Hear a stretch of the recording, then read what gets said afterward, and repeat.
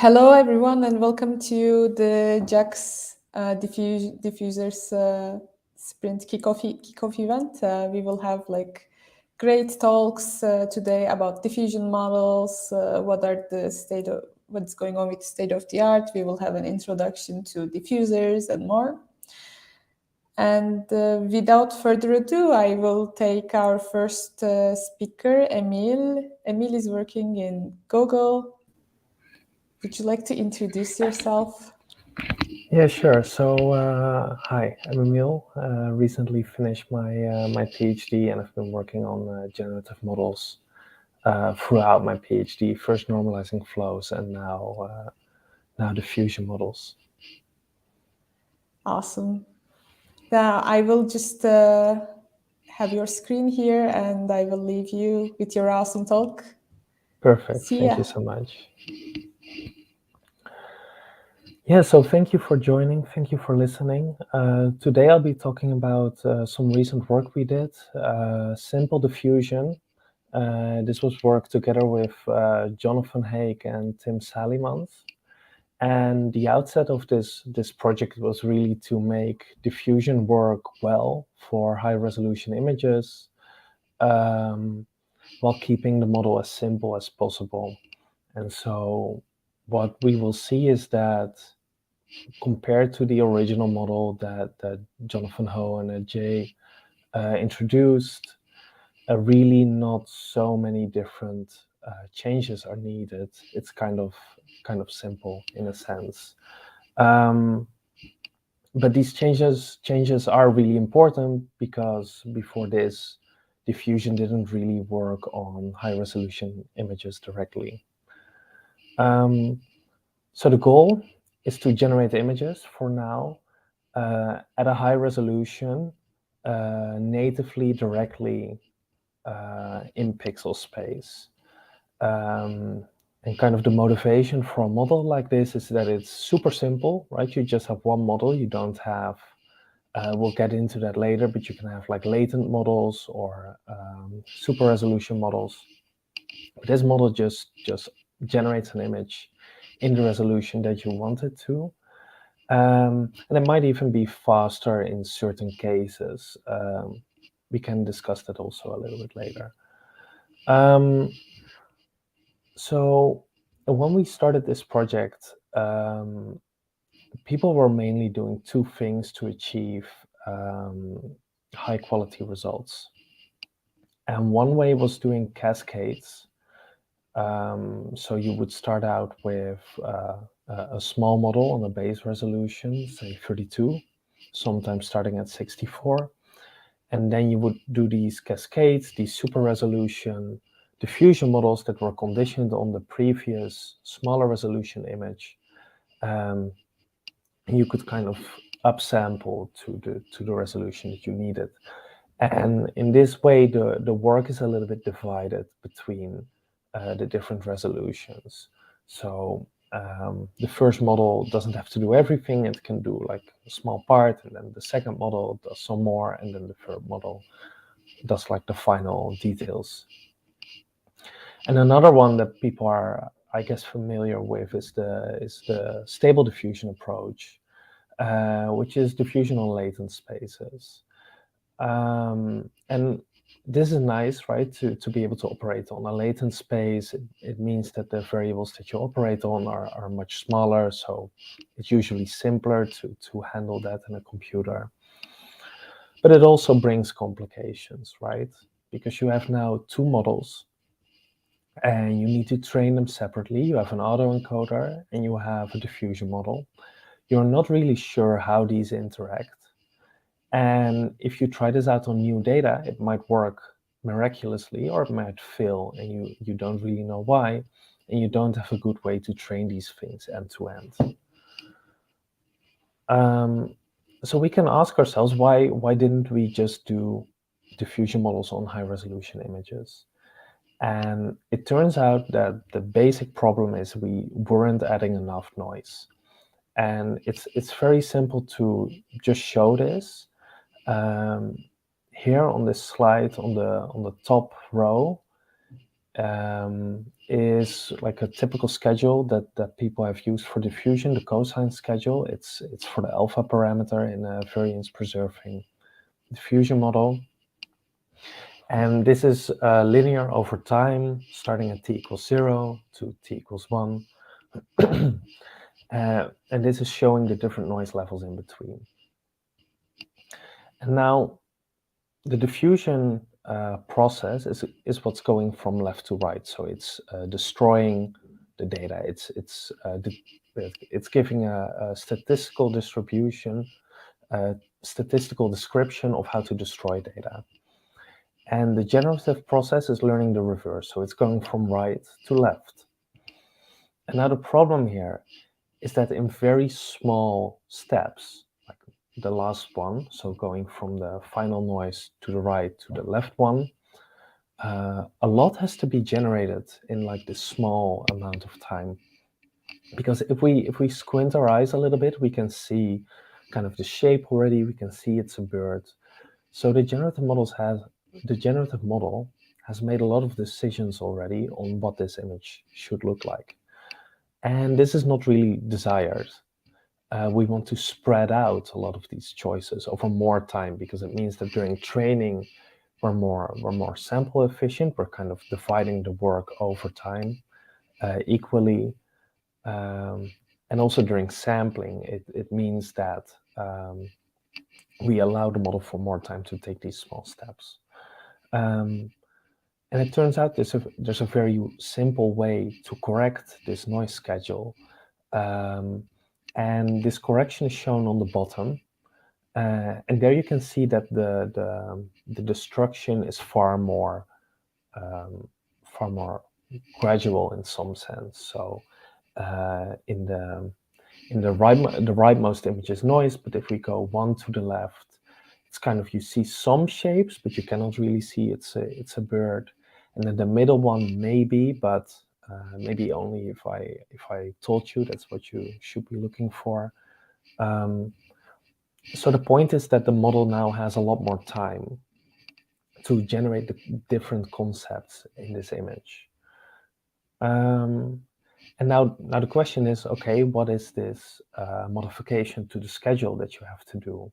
And for this, it's very helpful to look in the log SNR space of the noise schedule.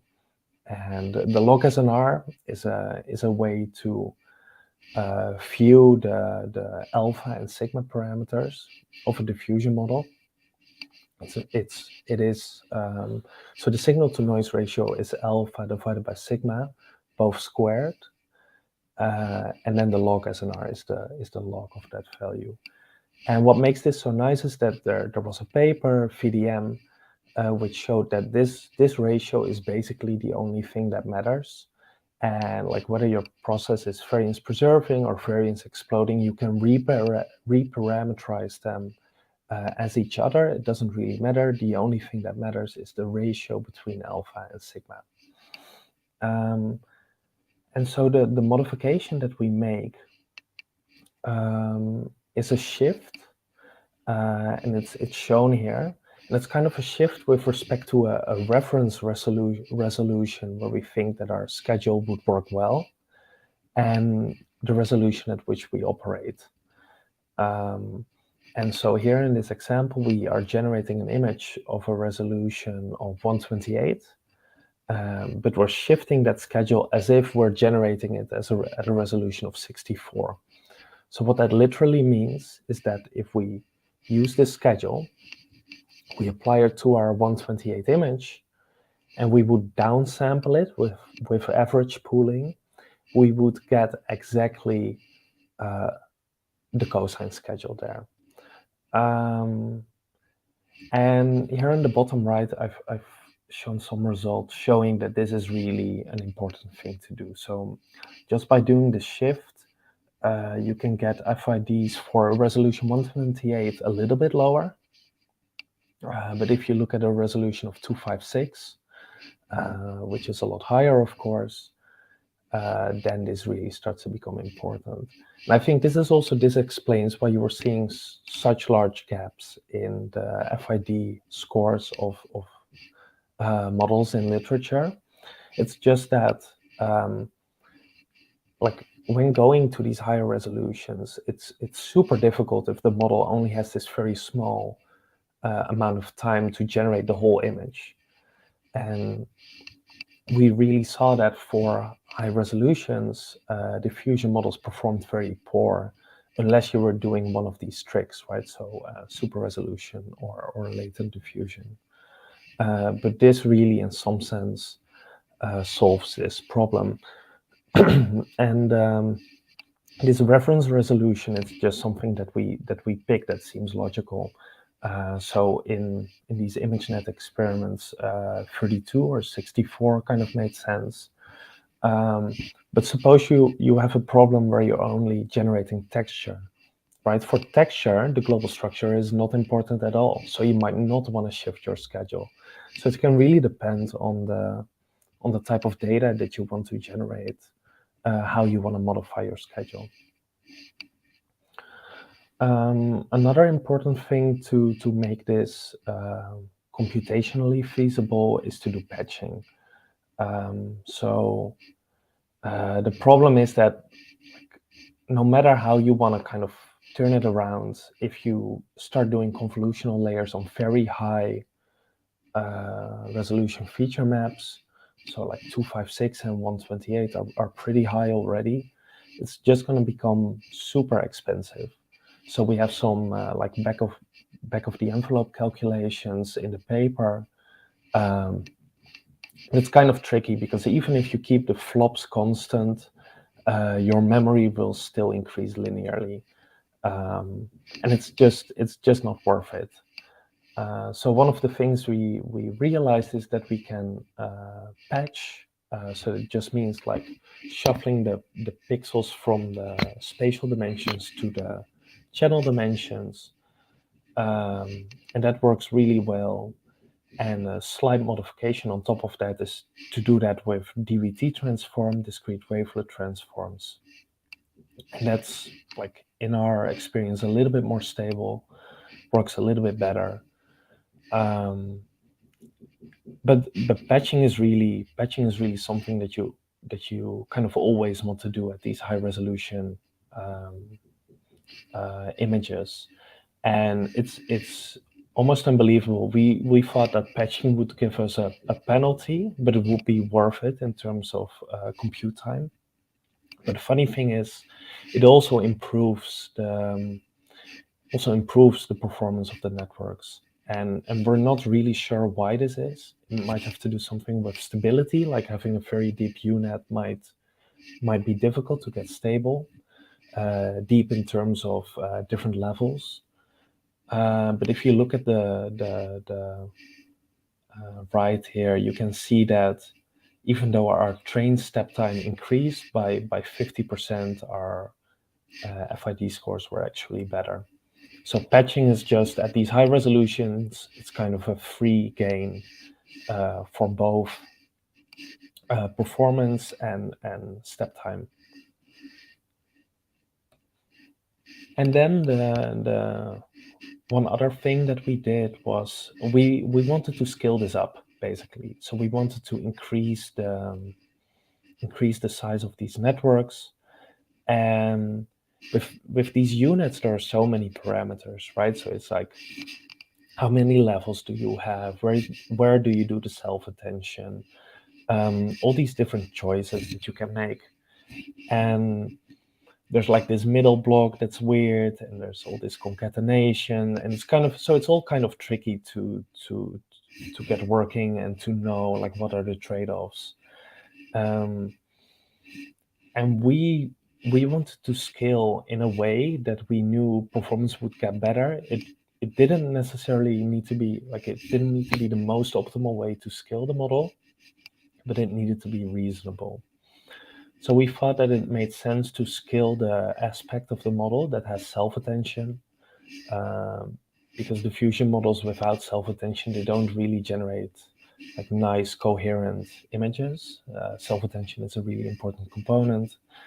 And we realized that like if you're doing a residual block and then self-attention, it's very close already to doing an MLP block and self-attention. It's basically replacing the convolutional layers with one-by-one comps or dense layers. So that's exactly what we did. So we replaced these rest blocks, made things a little bit simpler, and that's what you see here. So on the top, you would have a typical UNet architecture.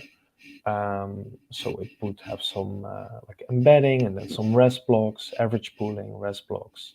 And then especially this middle part is a little bit messy. So you have like rest blocks, then one middle rest block, and then the whole thing back up again. And in this new architecture, we introduced, we basically took the same structure, but in the middle, we just put a big transformer. And the transformer is just MLP blocks with self-attention. So we would do the rest blocks, average pooling to the level down, another rest block, another couple of rest blocks, average pooling down, and then just a transformer. We didn't even use the like the concatenation or other types of skip connections there. It was just one residual transformer, and that worked super well. So and one of the things that convinced us early that this should be possible is that we were only scaling in the UNets, the 16 by 16 resolution. So we felt that that would be a good resolution also to scale this UVID on. Yeah, and that works well, and it also has like slightly better utilization in the matrix multiplication unit. So it's kind of a nice and simple architecture to work with. And then one final thing, it's almost silly to talk about it, but it is really important. It's where you add dropout for a dataset like Imagenet. So a dataset like Imagenet is large, like the 1 million Imagenet that people use for this stuff. But it's not large enough, right? So the models see the data set numerous times, and they really start to overfit on this data.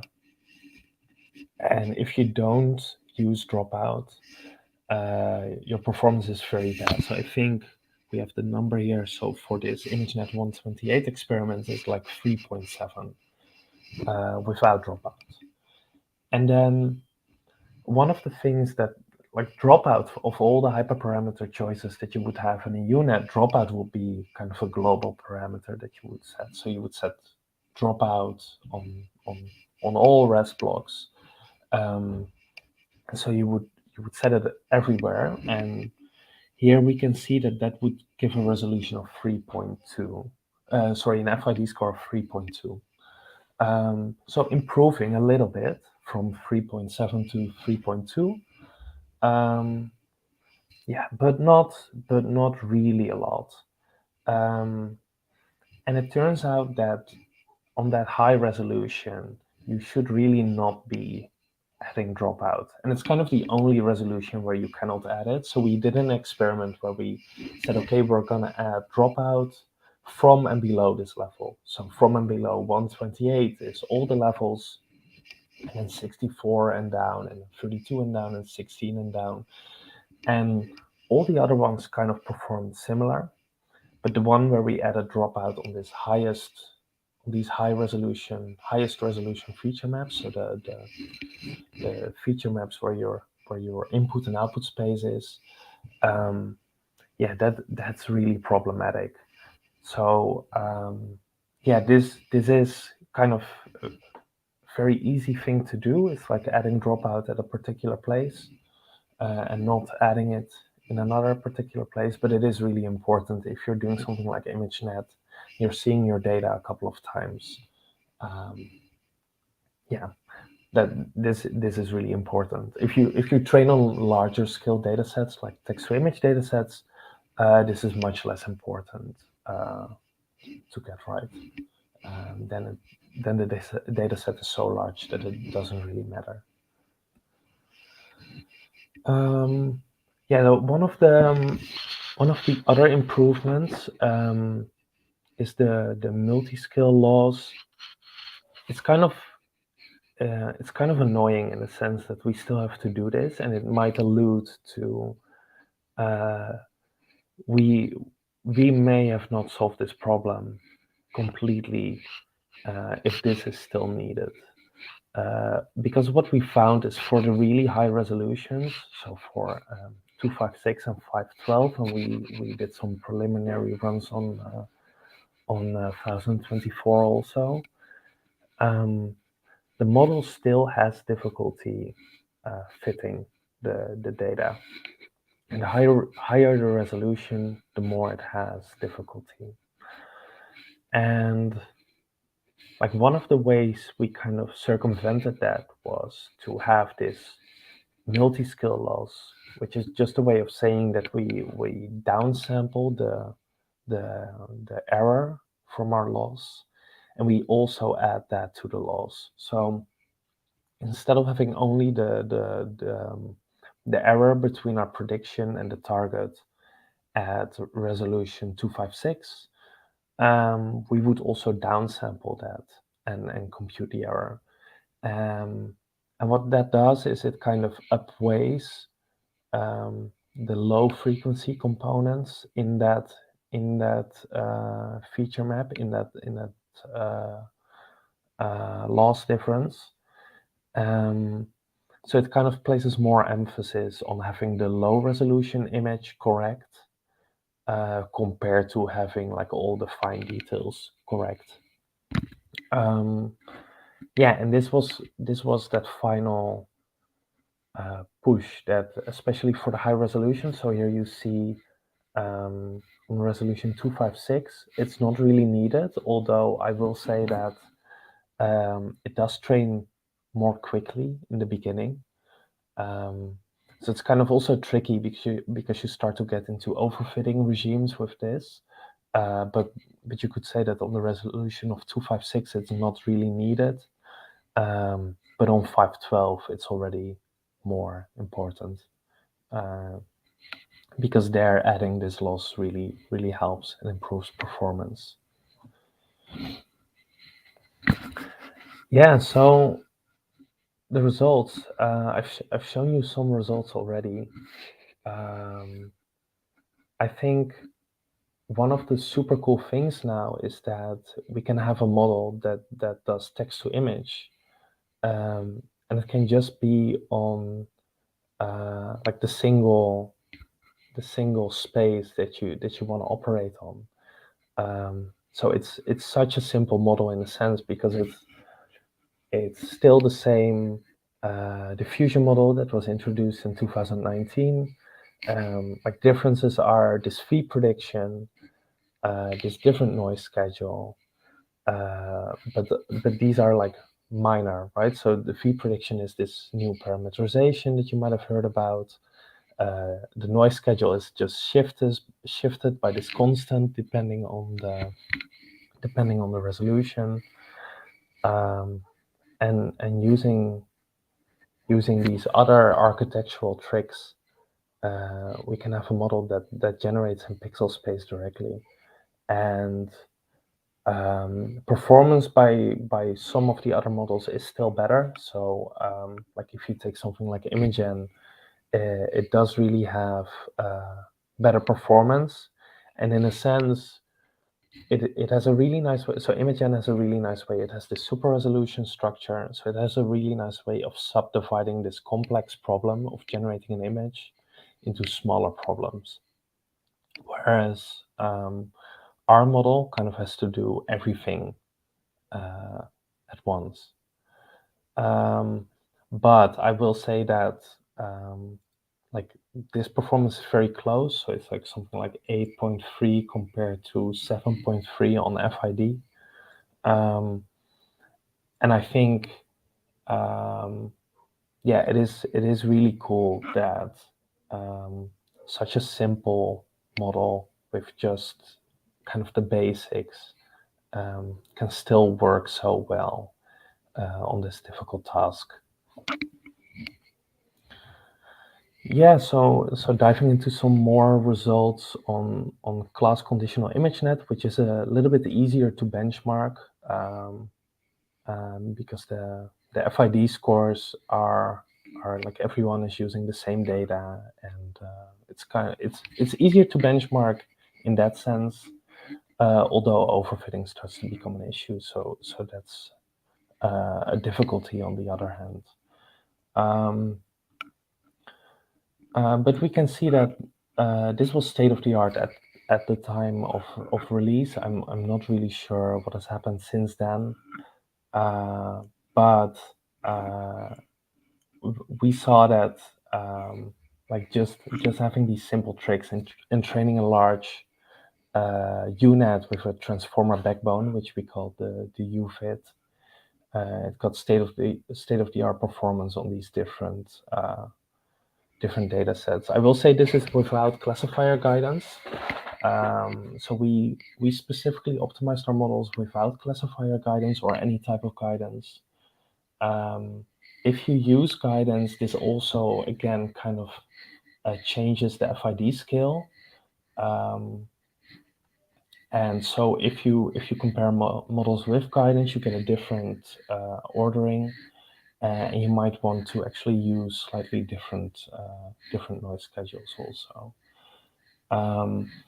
But I think that's all besides the point, which is that you can get very reasonable performance with the original model. You don't need a latent space, and you also don't need super resolutions, at least not before the like say 512 resolution.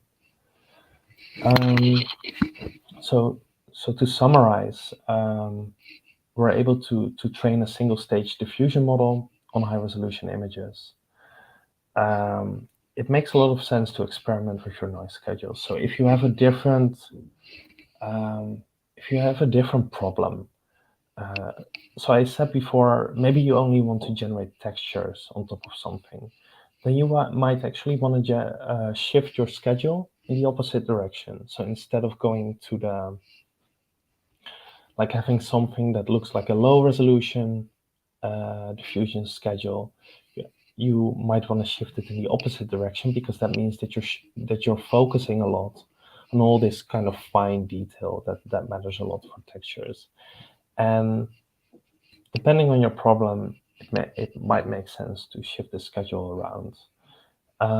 Another really important kind of takeaway that's not new from this paper in particular, but it's kind of reaffirming something that we found again and again, is that we want to move the computation to the lower dimensional feature maps.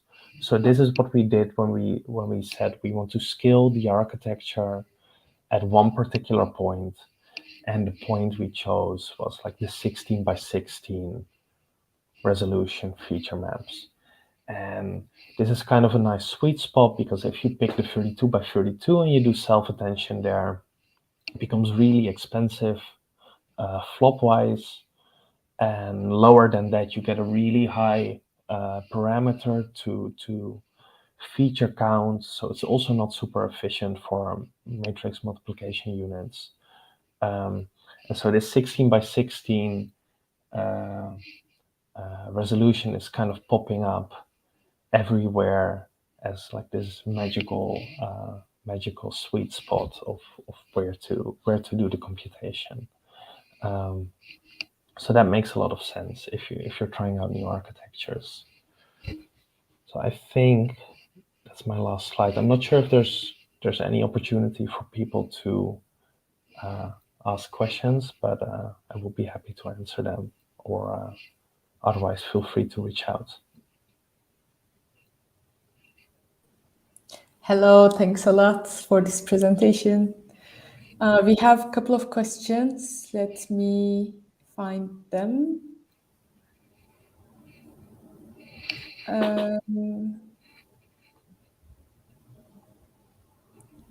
Okay, do normalizing flows still have a role to play in the current generative landscape? This is a general question, I think. Yeah, I think that's a very good question. So as I introduced myself, I said that I worked on normalizing flows, and when I was working on them, they were trained with the change of variables formula. And I don't see that happening so often anymore. But what we, of course, do see is all these different diffusion model interpretations that have ODE interpretations, and in that sense, continuous time normalizing flow interpretations. So like score flow and DDIM in some sense also. So a lot of people are looking into these continuous time flows, these ODEs, maybe to improve the sampling speed of diffusion models. Theoretically, they should have the same properties, although in practice, they still lag behind a little bit in sample quality. So they're definitely still active in research, but often more in relation to diffusion models and trained as a diffusion model, and then kind of a normalizing flow can be extracted. But they are really still used and discussed a lot. So I think yes, although not in their form that they existed 2 years ago. Then we have this question: do you ever get issues with the patching approach involving long-range relationships? For example, eyes being different colors, which was a classic issue in older models. I think we don't know, but I think that, so kind of the thing with patching is that without patching, it's so difficult to train. Also, it's not only an efficiency problem, but it's also just yeah. I think it has to do with training stability, but I'm not really sure about that. So I have not been able to set up a good experiment, even like given that someone gave me the compute to really test a UNet at full resolution. So I wouldn't know if the problems are bigger in that sense. I think the model is able to get like the right eye color if that's like the specific failure case that you're looking for. I'm just on a broader level. I'm not really sure if an equivalent UNet on high resolution like would have less of these failure cases, or if it's really kind of a thing that you can just do for free, like given the most optimal setting for both the high resolution UNet and the patch UNet. In our case, it was like obvious to do because the other one didn't train at all, or not that well at least. So yeah, I think for us, no. Okay. Is it possible to find the code for your work somewhere? Unfortunately, no, but the appendix is really extensive. So we made sure to put the important details there. So kind of like where you put your normalization layer can sometimes matter a lot, right? So for this UFIT architecture, we've kind of detailed where the important decisions in terms of architecture are. And I've seen some open source implementations already in PyTorch. So I think it should be possible to find something that's at least close to the original. Maybe we could just reproduce stuff in this sprint. Yeah, and that would also be cool. You have mentioned multi-scale laws for prioritizing low frequencies. I read your paper on blurring diffusion. Do you see potential in blurring diffusion to tackle this issue? Very good question. Yeah, so it's kind of weird in blurring diffusion that it didn't work that well for what we were trying to do. And it's kind of weird because I think blurring diffusion was taking it too far, maybe, because so what happens in blurring diffusion is that you destroy your high frequency a lot sooner than your low frequency. But you're already doing that with standard Gaussian diffusion, even though that's like it. So because Gaussian noise is isotropic, if you do like an orthogonal frequency transform, it still looks the same, and all the frequencies get destroyed at the same rate. But the point is that natural images have very low magnitude in the high frequencies. So kind of by this byproduct of the image, the just natural images having not so many high frequency details, they get destroyed already pretty fast by this uniform over frequencies Gaussian noise. And I think what we did in this work was better in the sense that it focused more on the problem directly, whereas in blurring diffusion, it was still kind of unclear whether that so the slant that natural images have already, it's maybe already enough, and so the gains we saw with blurring diffusions were just very small. And they needed to train longer, so it was also not really sample efficient. And this really worked a lot better. So I guess this is better. But again, when I was doing the presentation, I said I don't really like this part. I don't really like that we had to introduce this. So I think I don't know what a better solution will be, but I don't think it's in my paper before, unfortunately. Next question is, will it be useful if the noise was generated by another noising model as a random idea? Yeah, I've seen some things online on like multiskill noise. It's where you have noise on multiple resolutions, so correlated noise in a sense. And yeah, I think those things are in some ways very close to what we are doing here. So I think that makes a lot of sense. Next question is, what do you think of the consistency models? Do you think there could be an exchange between simple diffusion approach and the consistency models approach? Yeah, I think they're largely orthogonal as far as I can tell. So I think the benefits should be able to translate. I think there's no particular components of consistency models that cannot be used in this model and vice versa.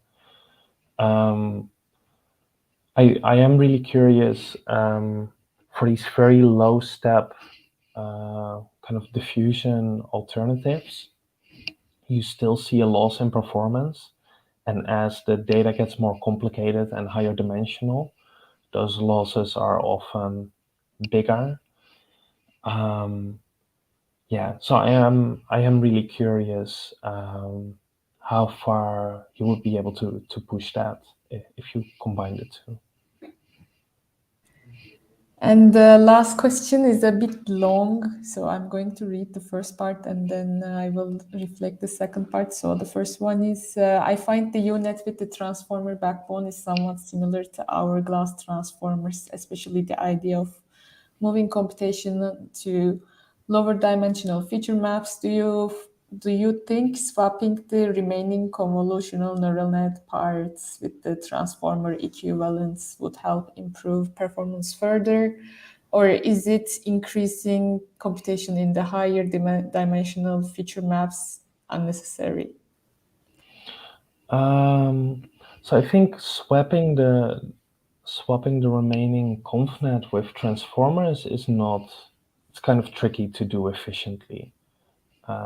Because attention is just expensive on high resolution feature maps. you might be able to do some decoupled attention, right? So on the width and height separately. I think people have done that also. But I think it's all probably going to be more expensive than just a few conv layers. I think probably increasing computation there will help improve performance, although like it's difficult to measure that because on text to image everybody is using different data sets, and on Imagenet we're hitting kind of overfitting issues, so we're testing different things and not really how well our models can train. Yeah, so I think so. Kind of to summarize, so swapping transformers for the conv parts is difficult to get computationally efficient.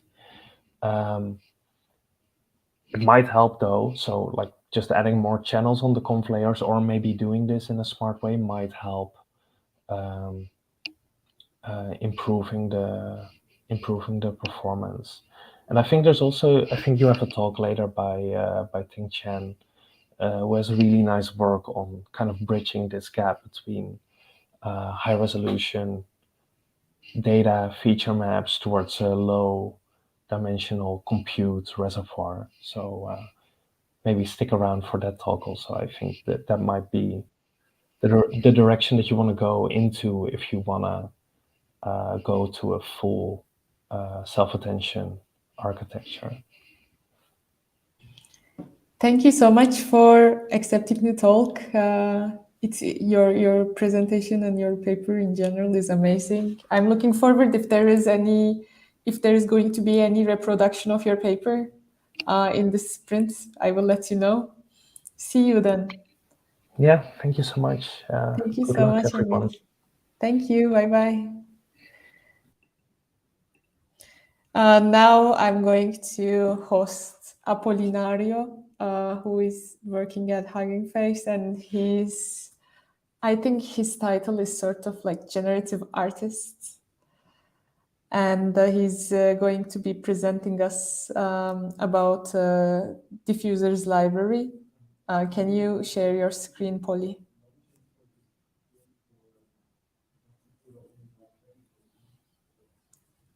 Also, you need to unmute yourself.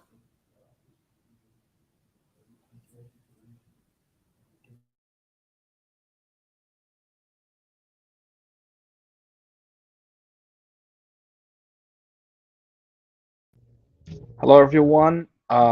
Yes, let me quickly present my screen right now.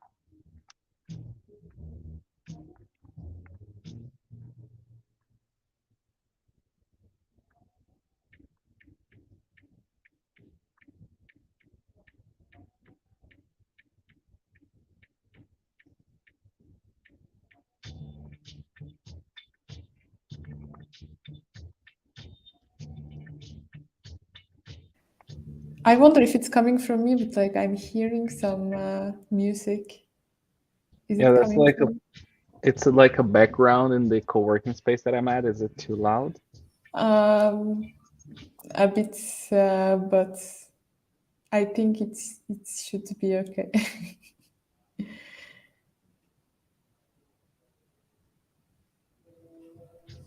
In the previous presentation, Emil had a bit of a noise in his microphone, and people were letting us know about it. So it's best if we don't have the music this time.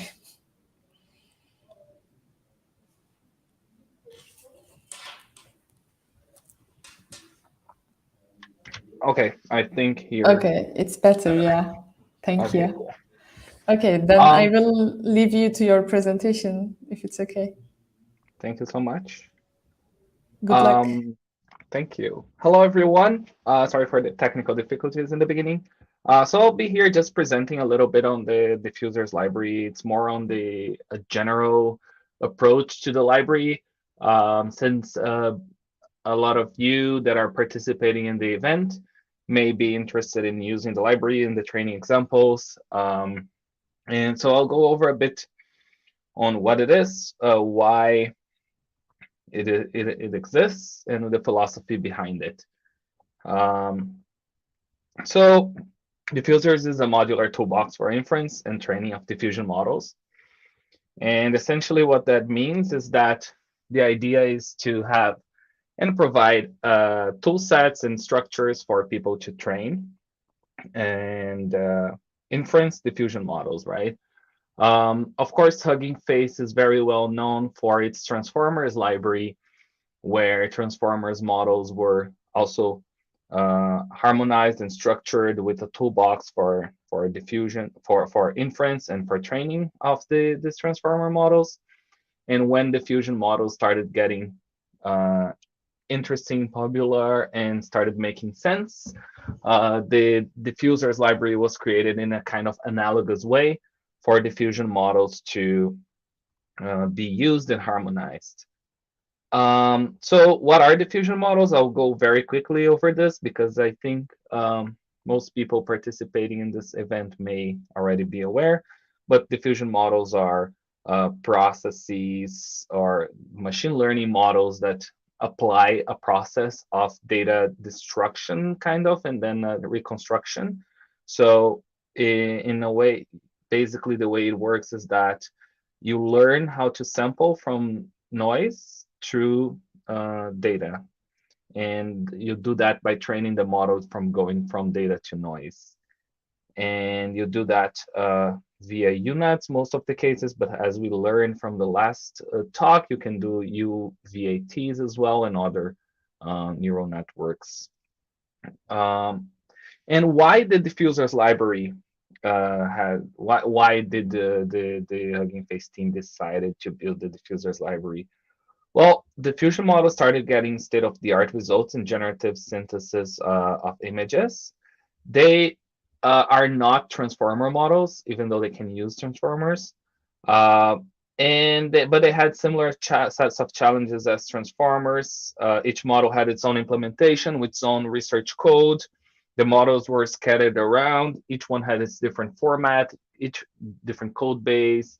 The code base was research code, wasn't maintained. If one model had like some inference technique that was good for it to run like faster on less VRAM, this was not replicated to others.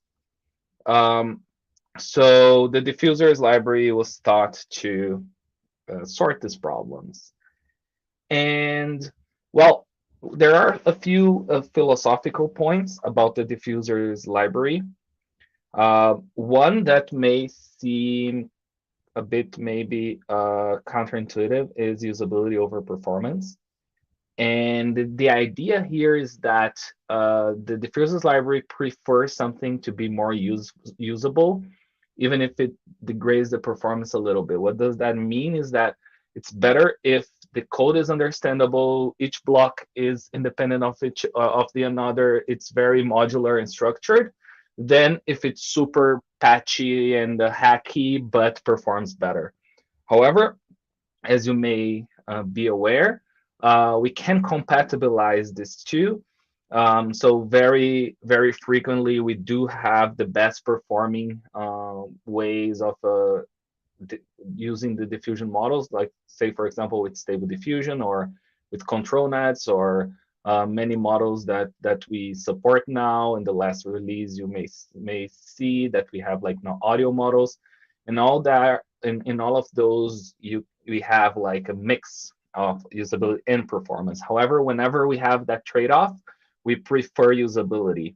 So that is a bit of the philosophy behind it, but we so far the library has been able to tackle both, but doing performance in a way that does not affect usability. So some methods require further calling, and that goes back to simple over easy. And some people think those are synonyms, like if it's simple, it's easy, and if it's easy and simple. So what does it mean that simple over easy? It means that the simplicity of each code block, the simplicity of how a pipeline works or how the code is implemented is preferred over how easy it is to use at the end. So what does that mean? Is, for example, if we have a trade-off between, well, the easiest way would be to detect which hardware the person's using, and also it would be to automatically run the fastest scheduler. So people just call one line of the Stable Diffusion and everything is already done. That would be super easy, but it might not be simple because you would have to make a lot of assumptions, have code that auto-detect a lot of stuff. So on that, we prefer simple code, even if it's not the easiest structure. However, as you might have seen, a lot of the feedback that we get is that it's really easy to use diffusers, and that's kind of our goal.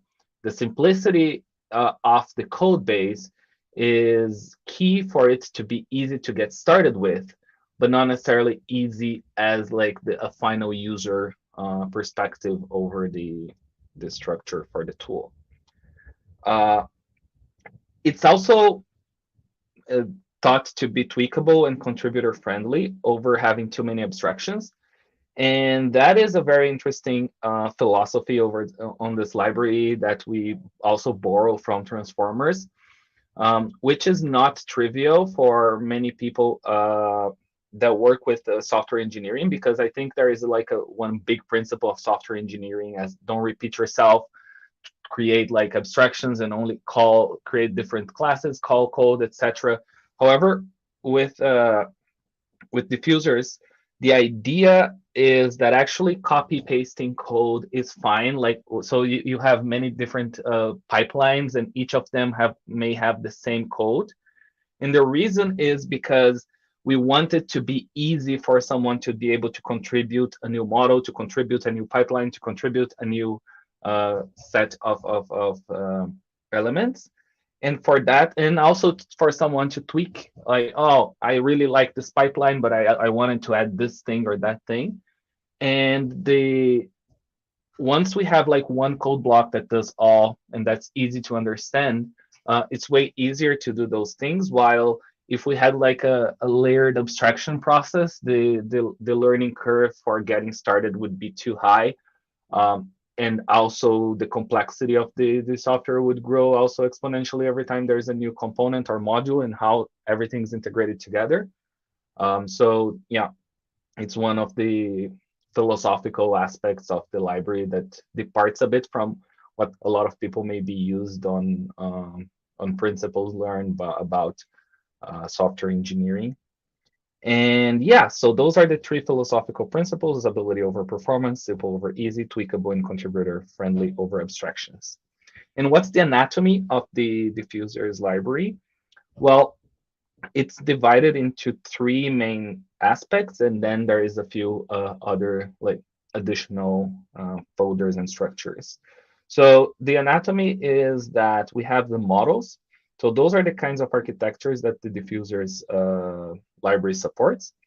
And here, the models can be, for example, the UNet 2D, and it can be all the building blocks that lead up to a diffusion model. We have pipelines. So the pipelines are easy to use examples on how to use models and schedulers for inference. So for example, Stable Diffusion contains models. So you have the Stable Diffusion UNet, Stable Diffusion VAE, Stable Diffusion text encoder, and all those are put together into a pipeline for you to use. And then we have the noise schedulers, and those are the solvers to the denoising process for the ODEs. And they can be plugged on different pipelines. So that's the modular aspect of the library. So if you think about how the noise schedulers work, is that they try to solve the diffusion process in the best possible quality in the least amount of steps possible. And it's cool because since they are independent solvers, you can plug them into any diffusion model or any pipeline. And then we have training examples, which are popular libraries and training techniques. So for example, that's where the ControlNet training code is. And essentially, yeah, on the examples folders, we have Dreambooth, we have ControlNet, and essentially those are the aspects of the library where we add other examples and other ways to use the tool, including training. And yeah, this is quite of a short introduction to the Diffusers library. And then I will open this more for like a conversation with everyone that is interested in learning a bit more and wanting to know more details. So thank you so much.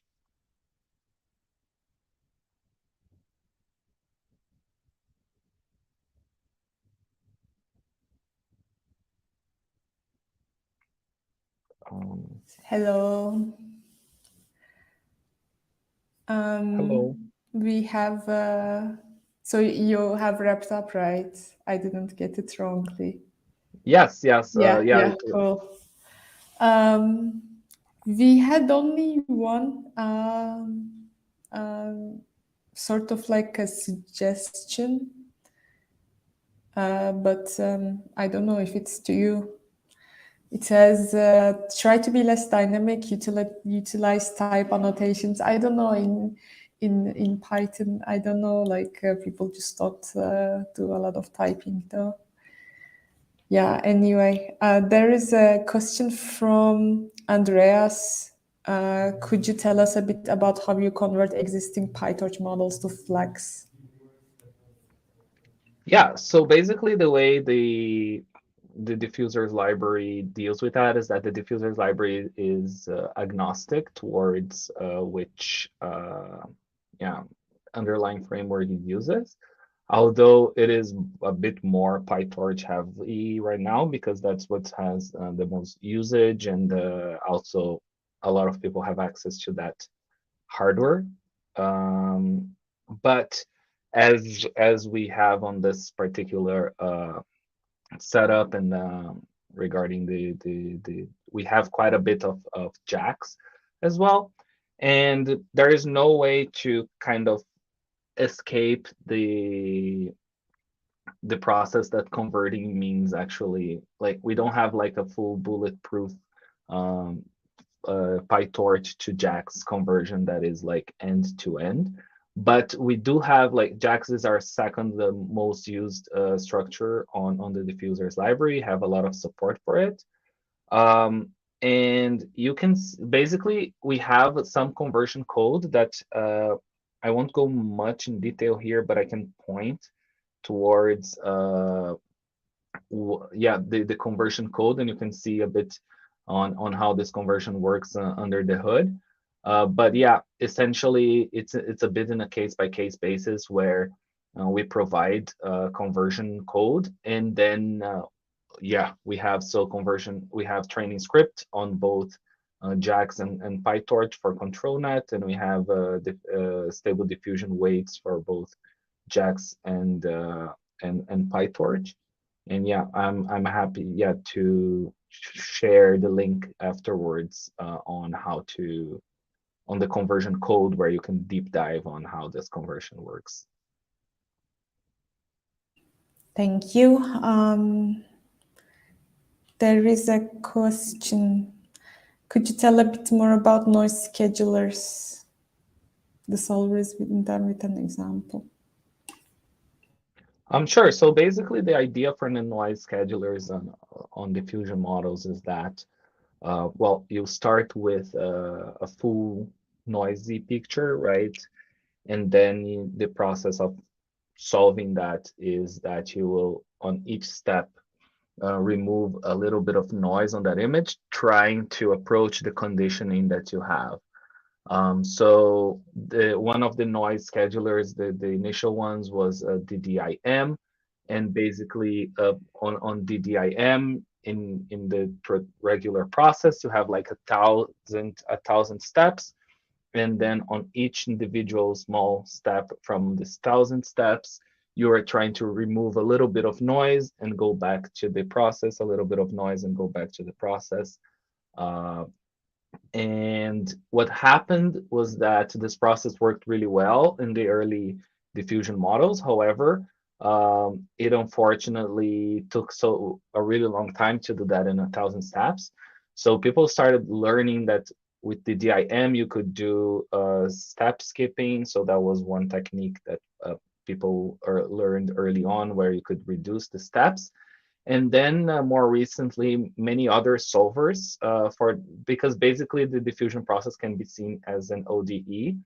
So the other techniques for solving these equations, such as Euler and many other, that there is a nice paper about that called for techniques that is called K diffusion. I forgot the name of the paper right now, but it's from Karas et al. That's why it's K diffusion. It's a very nice technique for. So the paper is called Elucidating the Design Space of Diffusion-Based Generative Models. And I highly recommend that paper if everyone wants to get a bit deeper into the ODEs that solve these equations. And there is a very nice repository by Catherine Krausen called K Diffusion, which we also support all those solvers on diffusers as well.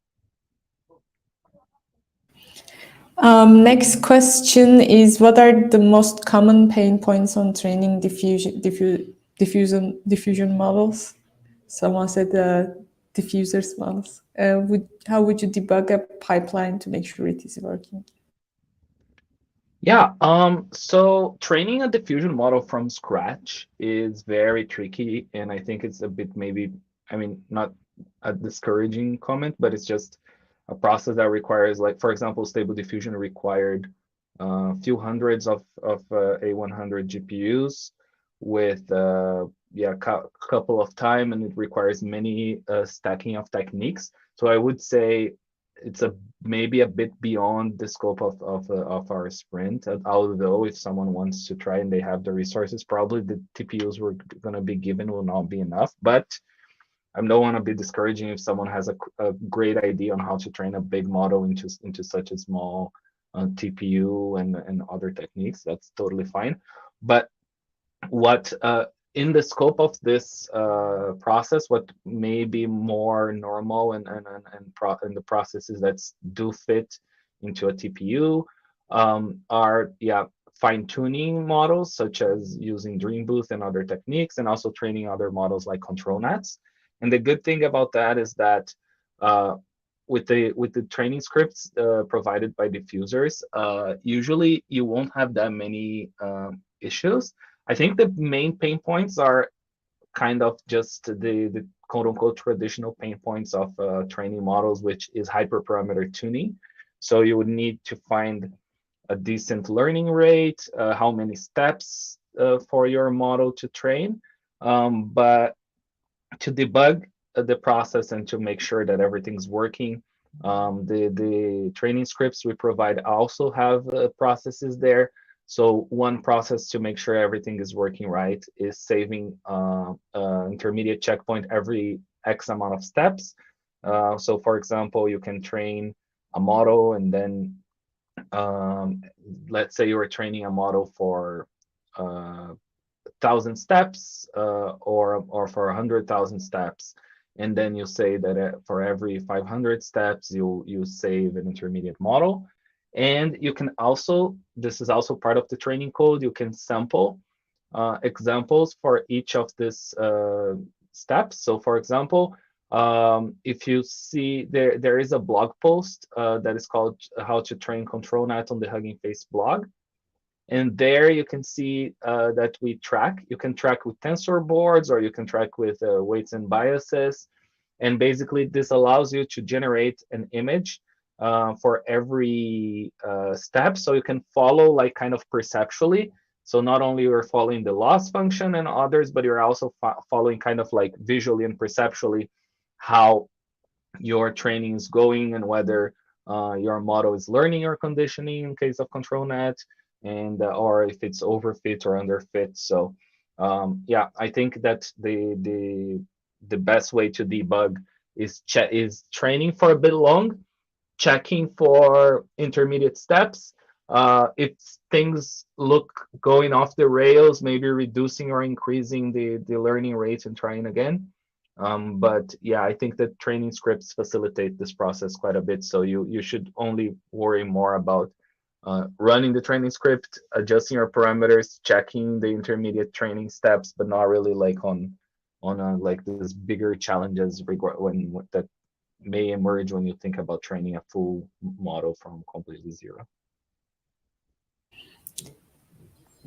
Next question is, I like the idea of copying blocks of code, but what do you do if there's an error in a block that has been copied a lot with abstractions? This is easy to fix, but copy requires a lot of groundwork. Yeah, I think that's one of the drawbacks of an approach that is not like modular, where if you have a bunch of repeated pieces of code and you need to change something in one, you have to change something in other. Thankfully, tools like actual text editing tools make this way easier. Like it's kind of easy to find places where the code blocks are identical in your code base and change them all at once and save that.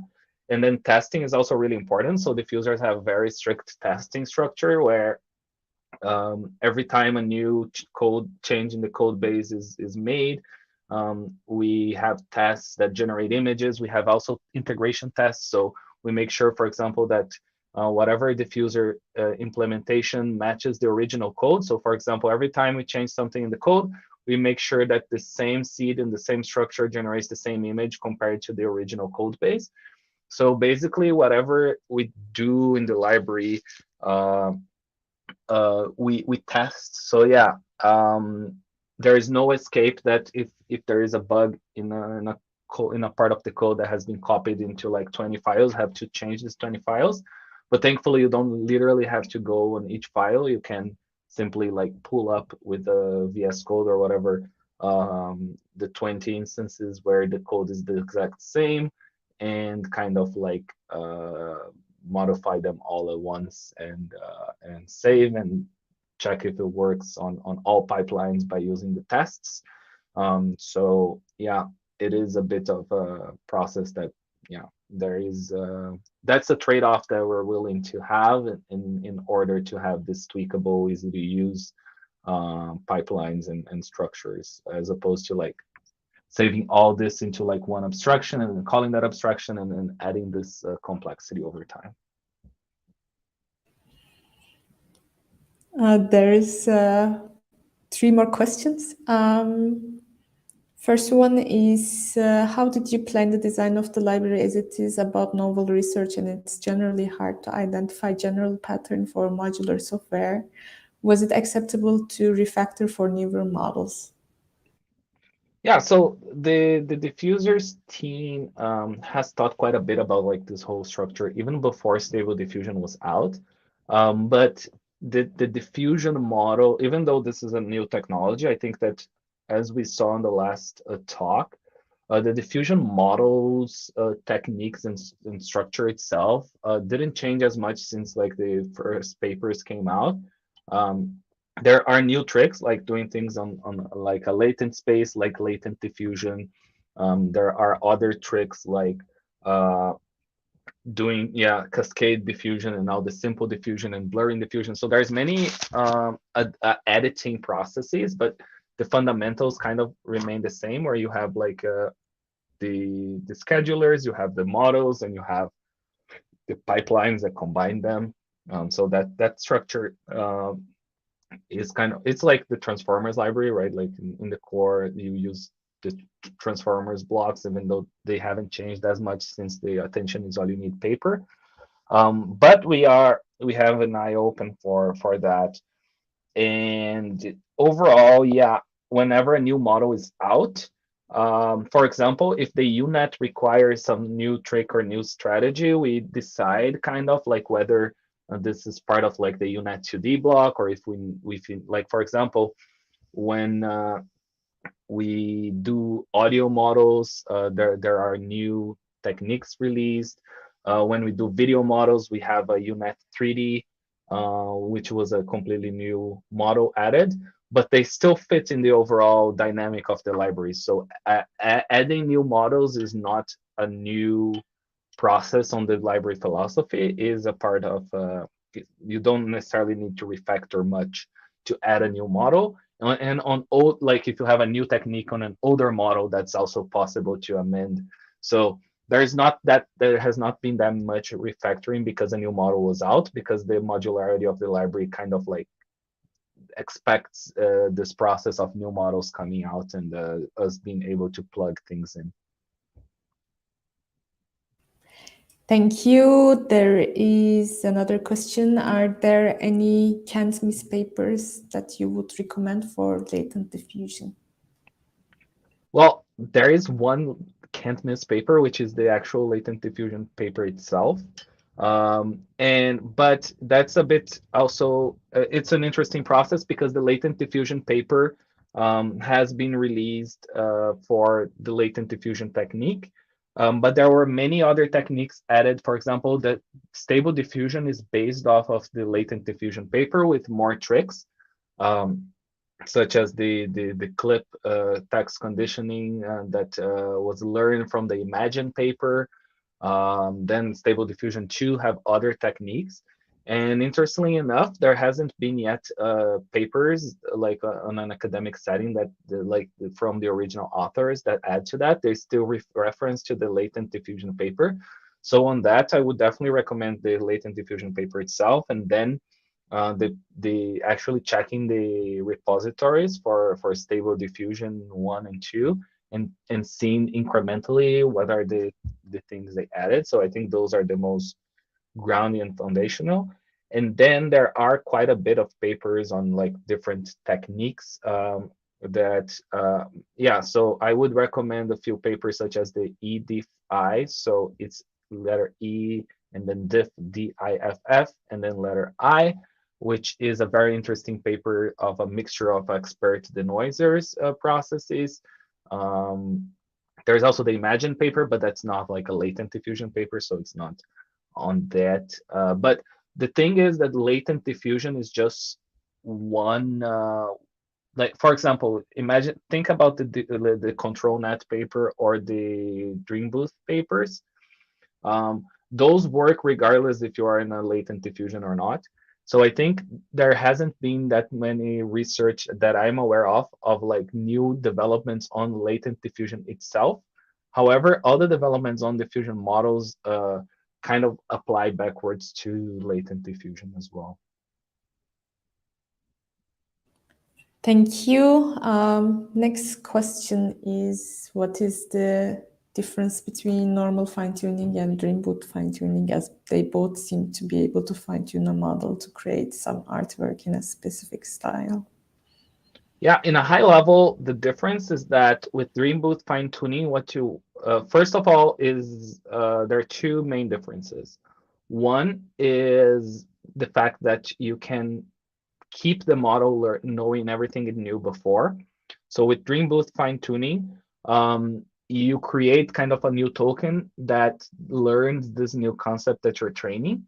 So, but it doesn't change the entire model to that. So, for example, on traditional fine-tuning, if you show like Van Gogh style paintings to it, to a model, everything you prompt will be Van Gogh style. You kind of like make the model super specialized in that style, but it can only do that.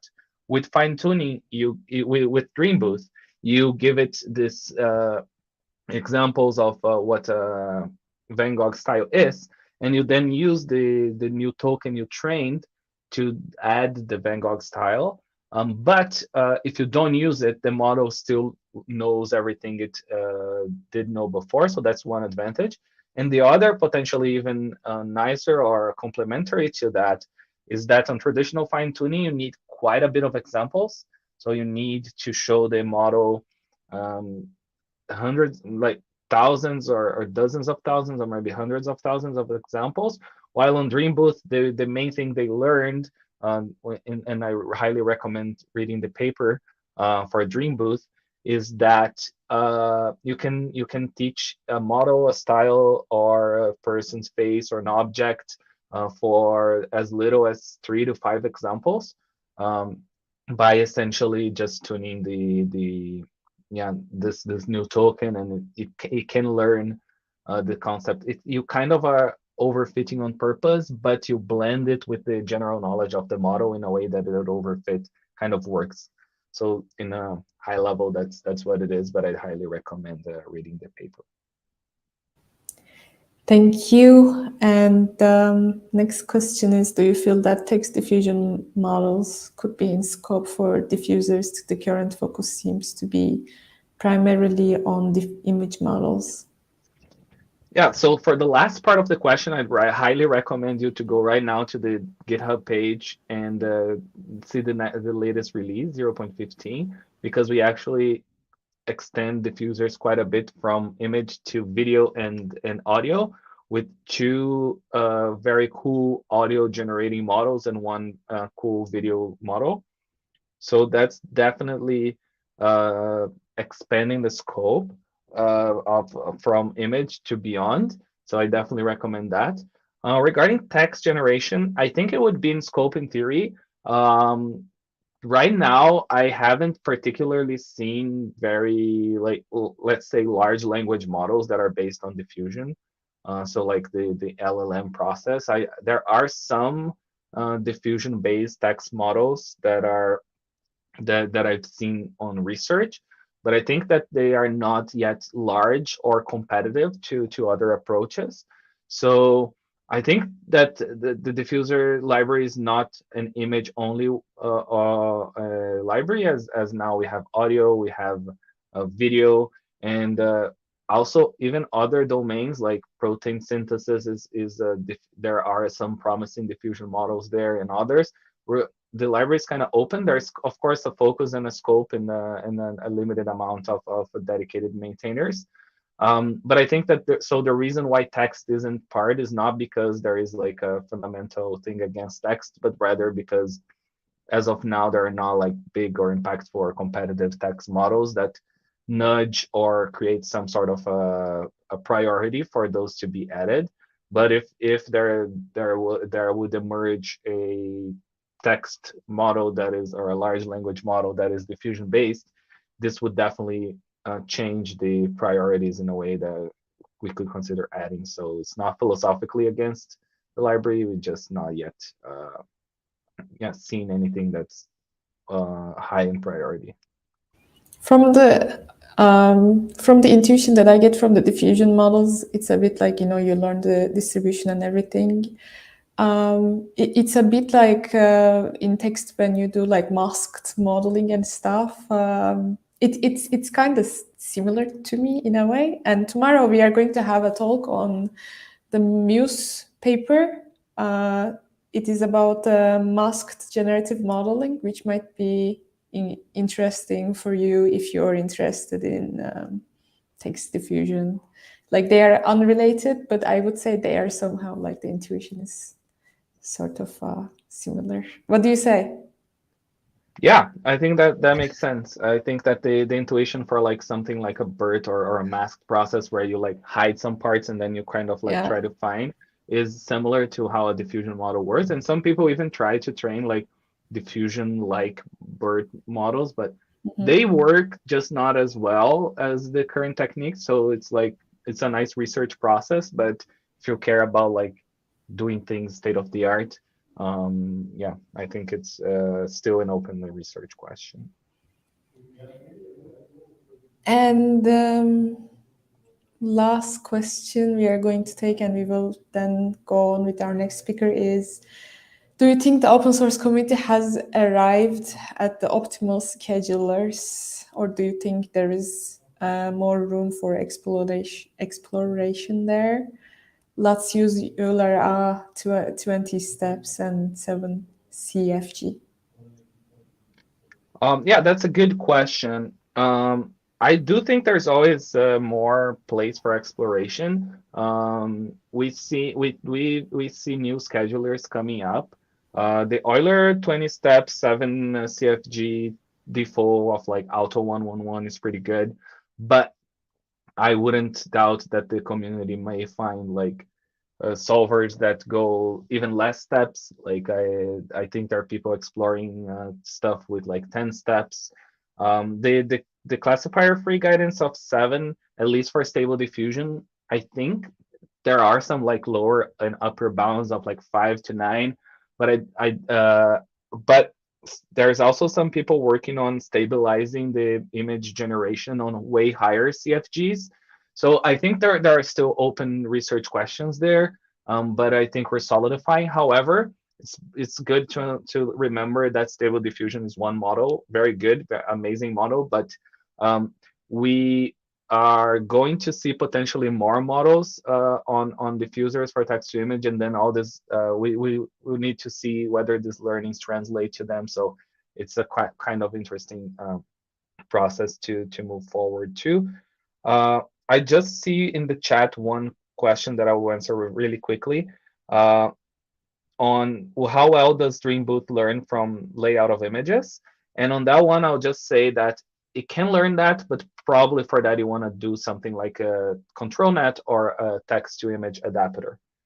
So yes, with that I thank everyone, and yeah, I hope you have a great event and a great participate in this amazing sprint. Thank you. Also, given this is in the scope of this sprint, when you think about it, I'm not going to remove this question. So I feel like Dreamboot is good for like learning concepts. And if you would like to learn a layout of images, sort of, maybe you could use ControlNet, as Polly said, and maybe you could actually try this in this sprint, maybe add this as an idea and try to see if it works using powerful TPUs and JAX and diffusers. Now we have a speaker from Stability. Hello. Hi. Thanks for having me. Thanks for accepting to speak. Would you like to introduce yourself a little? Yeah, my name is Zion English. I'm a machine learning engineer at Stability, and yeah, I've been in the community for a while, and I'm glad to be here because I know that this space moves fast, and the whole point of my talk is I want to talk to the person I was a year ago or 2 years ago, and that's the person who is a developer or maybe like finishing school, and they're interested in this topic, but they maybe haven't been able to keep up with the latest advancements, but they want to contribute. So that's really who this talk is for, is we're going to get all on the same page about what it means to control Stable Diffusion, some of the techniques, and we'll even have like a little bit of a high-level overview of how Stable Diffusion works, so that we can maybe brainstorm ways that we can break it and like add new features. Great. Would you like to share your screen so I can Yes. reflect this? Yes.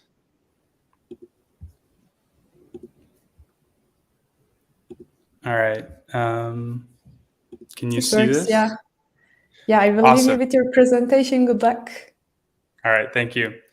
So, yeah, so the talk is like, what does it mean to control Stable Diffusion?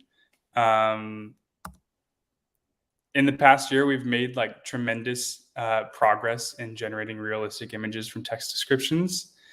And we've seen like a lot of adoption from the community by fine tuning on specific tasks.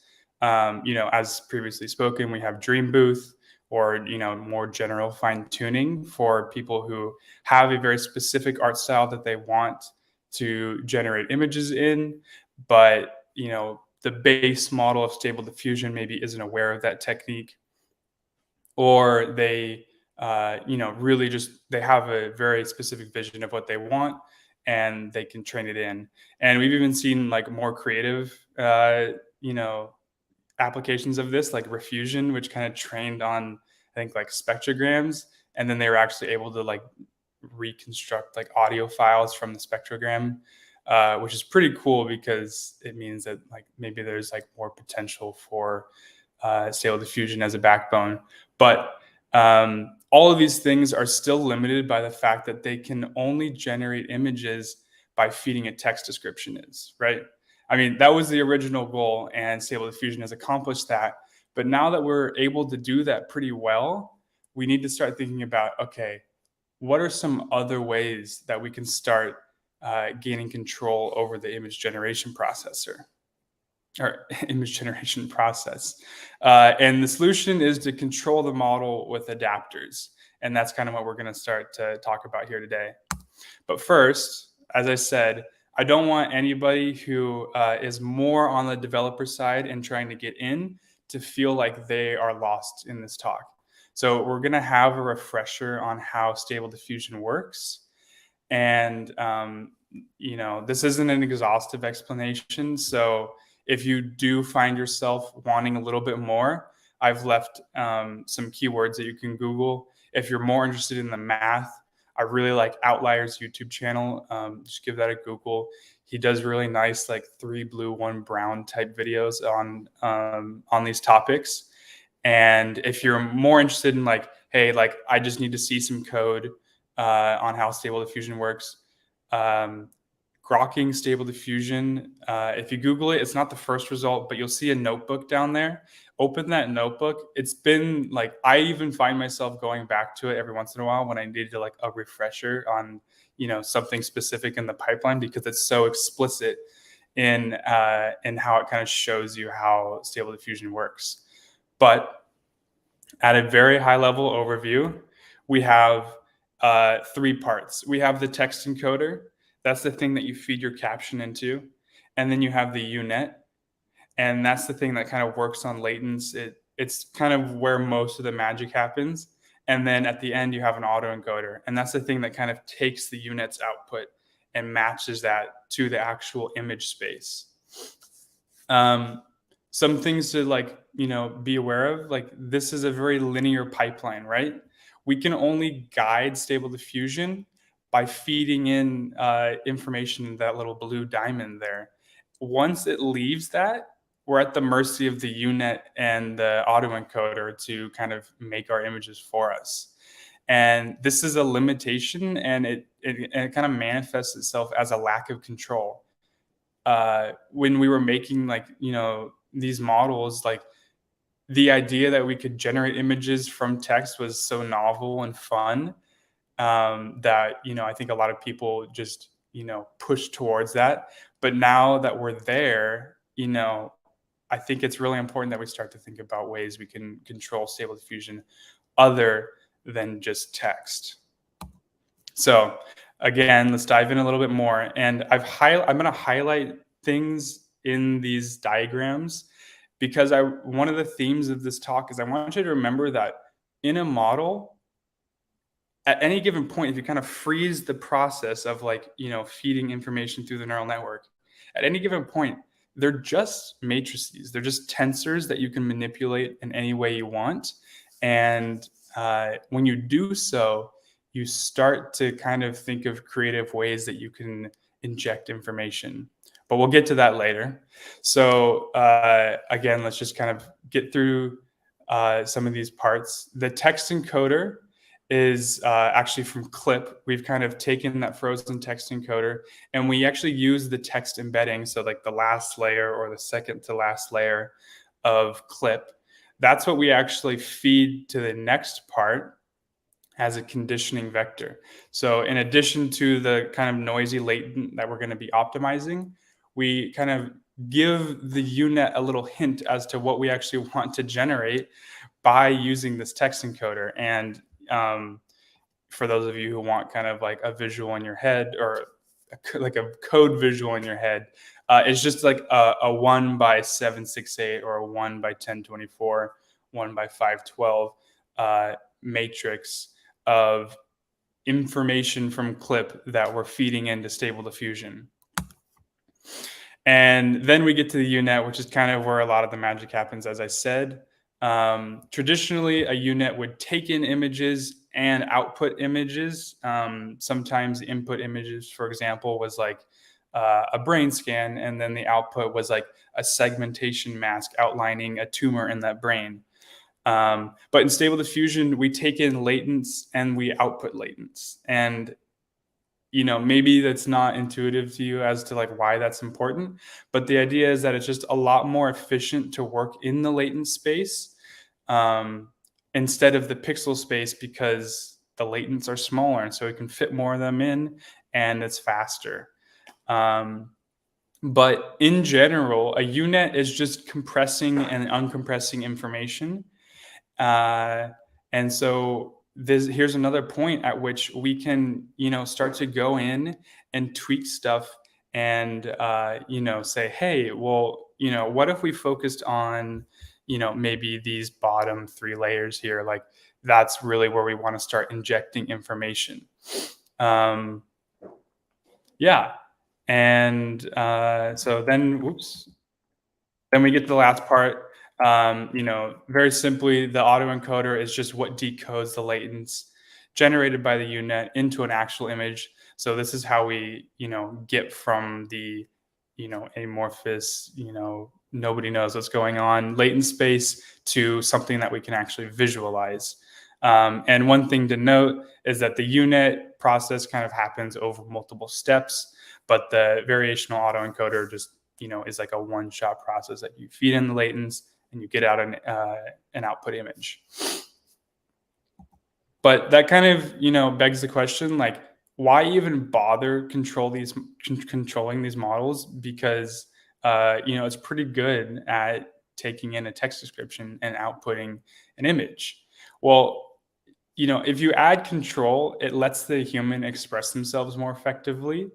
And that's always a good thing, right? Because the goal with these models should never be, in my opinion, to replace a human.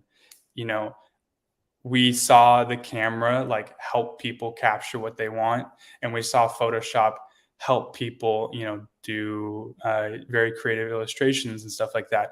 It's never all these things should be tools to like help the human express themselves more effectively. And like when we add more knobs to tweak, it creates opportunities for integration in other software, or maybe a workflow that didn't exist previously. But I think one of the most important things that we're all, excited about is that often it improves the quality of outputs. And through doing that, we kind of enhance the user experience, if you will. And that's what's really exciting. But as we start to get towards more tangible stuff, like what does controlling Stable Diffusion even look like? I wanted to give some real world examples of what this might mean. So a sketch adapter, like the one pictured here, might help a concept artist quickly iterate on ideas without having to dedicate too much time to a specific idea. So like if they wanted to generate, 10 different concepts for some new cyberpunk character, they could, quickly just say like, oh, okay, like I kind of want the face structure to be like this, and then maybe they're wearing a hat, maybe they're not. They can do that fairly quickly, almost as like a warm-up exercise, and then use a ControlNet sketch adapter to turn their sketch into like a kind of a final render, or maybe I shouldn't use the word final, but they can almost visualize what the final product might look like. And then they can say, hey, okay, yeah, I really like where this one's going. Let me spend more time on that one. Another way we might do it is through a pose adapter. So you could imagine, some people who want to make a movie or something like that in their garage, and they can actually get on a green screen and start acting out. And then they can use a pose adapter to kind of map those body movements into a new world, if you will, with some kind of fine-tuned image model or Stable Diffusion model. And finally, a depth adapter that's kind of able to take in depth information might help an architect render a scene, and a style adapter might reimagine product photo shoots. But now we have to get to the how, right? Because now that we're acquainted with some of the ways that Stable Diffusion works and why we might want to control it, well, how are we actually adding these knobs specifically? Well, there's two popular methods for doing so. There's T2I adapters and ControlNet. We'll give a brief overview of both of them, but like I really want to focus on why they work, not so much any specific reason or any specific one. So first, ControlNet kind of mimics the structure of Stable Diffusion's UNet, and I personally really like this one because it was explicit. It was very obvious. Like, hey, you have this layer in the ControlNet, and then you have this layer in the ControlNet, and then those are talking to very similar layers in Stable Diffusion. And so at least for me, it was like kind of like, okay, yeah, I could see how we're able to kind of turn Stable Diffusion into a marionette and get it to do what we want. But as you start to work with it, you realize that there's a lot of overhead associated with kind of replicating the unit structure. If you have a trainable copy, if you notice, like we're kind of making exact copies of these downsampling blocks. If you project that out into the future and we start to, follow this trend of larger and larger models, something like ControlNet it kind of scales with that, and you start to, get a lot of overhead associated with larger models. And beyond that, the paper recommends fine-tuning the model after training ControlNet for best results. And so that's kind of like another reason why ControlNet may be more of a more of a task than you might have originally imagined. And so in the context of this like community sprint, it's important to be aware of like if you only train the ControlNet, then you might not be getting the best results. And so you might want to try, at least my recommendation is T2I adapters, which I feel like haven't gotten as much love in the community. Maybe they have more recently, but they take a different approach. They say like, hey, let's just make our own feature extractor architecture. And by doing so, we can control the size of the model. And, this might be less intuitive as to why it works, but the same concept is there. We're going to be generating some feature vectors here that we can inject into UNet layers. And that's kind of the general theme that we'll see. And beyond that, there's no need, at least what we found so far, to fine tune the original UNet after training a T2I adapter. As long as you're kind of working within the same base Stable Diffusion model, it seems to work that you can take the same T2I adapter and utilize it in that model. And the same is generally true of ControlNet. It's just that from as far as I understand, and in my research, like ControlNet seems to work better when you fine tune the UNet as well. And I think what's exciting about T2I adapters, at least as an idea, is that it kind of frees up the user to be creative in the way that they build out that feature extractor architecture. So again, it's kind of something I've hinted at. What is the general theme of this? And that's really just to get to the basics. You really just need a input image and an output image. That's what you're going to be controlling or training your control network on.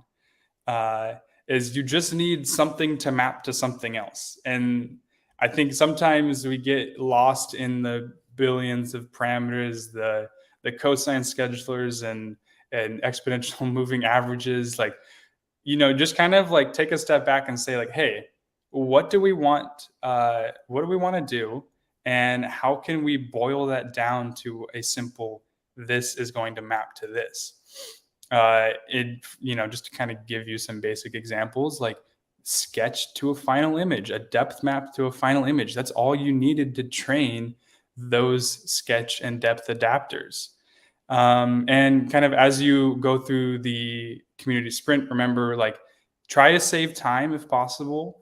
Try to keep the UNet frozen. You'll probably find that it trains a lot faster if you don't have to, compute gradients through that UNet.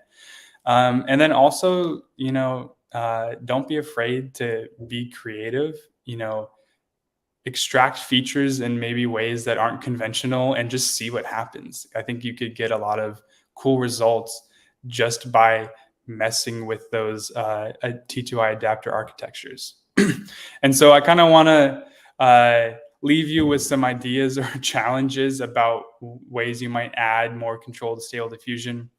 Like, what if you just reversed the sketch adapter? What if you took an image and then just had Stable Diffusion draw a sketch, and then you could then use the original sketch adapter to kind of turn that sketch into an image? And now you have this fun pipeline where, you have somehow added control, but now have less control in an artistic aspect, and you can have some fun ideas in like image variation or something like that. Could you improve animations? A call out to all the deform enthusiasts. Can you get rid of that flicker or improve like temporal consistency?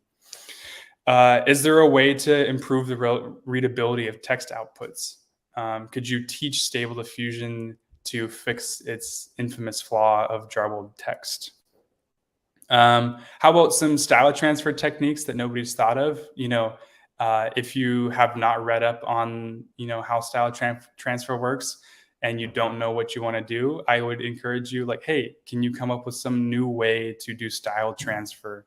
And if you don't know what I mean by that, like trying to do like the Mona Lisa in the style of Van Gogh or something like that would be really cool. And maybe like, could you teach Stable Diffusion to automate a task at your existing job? And again, not to replace you, but to help you do your job better or more efficiently. So, in conclusion, Stable Diffusion is cool, but it is limited currently in terms of human input. Increasing the user's control will ultimately lead to better results. And really, if you want to do that, you just be persistent and try to hijack the UNet or maybe the text encoder or the variational autoencoder.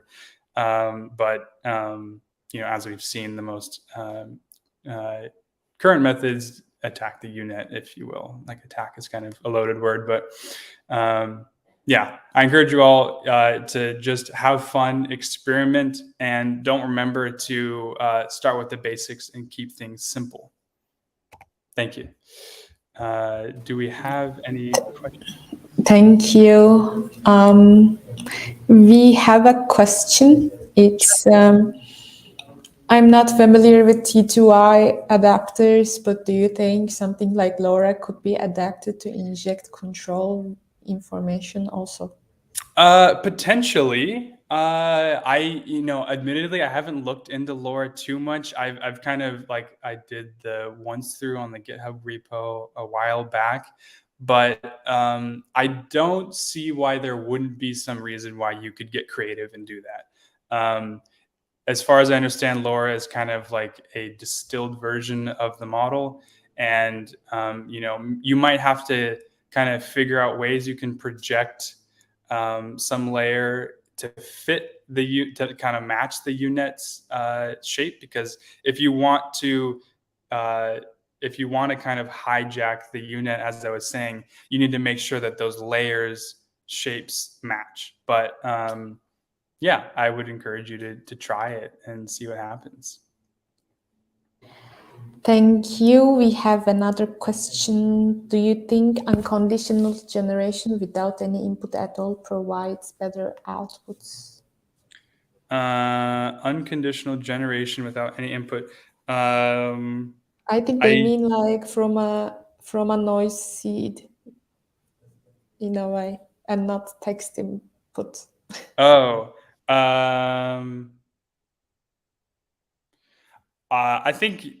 I think maybe I don't know that I necessarily agree with that, but maybe I don't fully understand the question. Like I'm kind of like I'm almost imagining like those like Imagenet diffusion models that used to exist, or like an MNIST like diffusion model. I think those might look like they provide better outputs, but again, like it might just be because it's kind of like overfit on like specific things, and it's just able to generate those really well. And maybe when we have conditional generation on text and something like that, we start to see the flaws in the diffusion process. I do see this comment, like there were simpler times when we just had unconditional image generation. But yeah, hopefully that answered your question. I think it's harder to get right, like from my Exactly. experience, but yeah. I have a question. What is the next big thing at Stability? I don't know if I was cleared to talk about any of that. I think I can tell you we're working on, controlling Stable Diffusion, and we've been bouncing around a lot of fun ideas. And so I'm excited to be able to share with you what we've been working on. We've been doing a lot of like groundwork so that we can then move fast and like kind of just throw everything at the wall and see what sticks. Yeah, I think you guys will have fun once we start pushing some stuff out. There is a question, but it's for everyone, but also maybe for you. What if we replace the bottleneck of UNet model with transformer and then injected information using T2I adapters? Is that already out there? Yeah, so I love this one because it's like it's thinking outside the box. In general, there's no reason why you shouldn't be able to do this. In practice, I hate to say this, but bottlenecks were kind of there to be a low overhead way to improve UNet models, and so adding a transformer is almost like the polar opposite of that. Like you're kind of adding in this like model that needs a lot of training and it's big. But again, like I love the idea because it's very creative. If you get it working, like amazing, like please reach out to me. But yeah, I would imagine that you would run into some like training stability issues, or just, you don't have enough data or something like that. I don't know about T2I adapters, but in the first talk of today, we had Emiel working on simple diffusion, and he replaced the UNet model with some MLP with self-attention, which is like a simple transformer. So you might want to. So basically, we are going to record this talk, like this is being recorded, and then you can watch it, watch the beginning of it if you haven't watched. Yeah, that'd be cool. Thank you so much for coming. I really enjoyed your talk, and I like the whole sentimental thing behind it. Like I enjoy the message as well. Thank you. I appreciate it. And thanks for everybody for listening. Have a nice day. See you. Bye-bye. Now we will have Ting. Also, Christian said, didn't the simple diffusion paper do exactly this? Yes, you didn't miss that. So let's have Ting. Hello. Hi, Mef. How are you? Good. How are you? Thank you so much. I was looking forward to your talk. Can you share your screen? Yes, let me do that. Can you see my screen now? Yes. I will leave you with your talk then. Okay, thanks. Hi, everyone. This is Ting Chen. Happy to present our work on extending diffusion model for discrete data as well as high-dimensional generations. This is joint work with Ruixian, Jeff, Alan, David, Lala Sarab from Google Research Printing. So I guess these are fairly general topic on introductory slides on the diffusion model, but I guess most of people are already familiar. So I will quickly go over it. Basically, you have this process that in the forward pass, you define the data to the noise, and the backward pass, you define or the reverse pass, you define the noise to the data. And the data to the noise is controlled by basically this formula.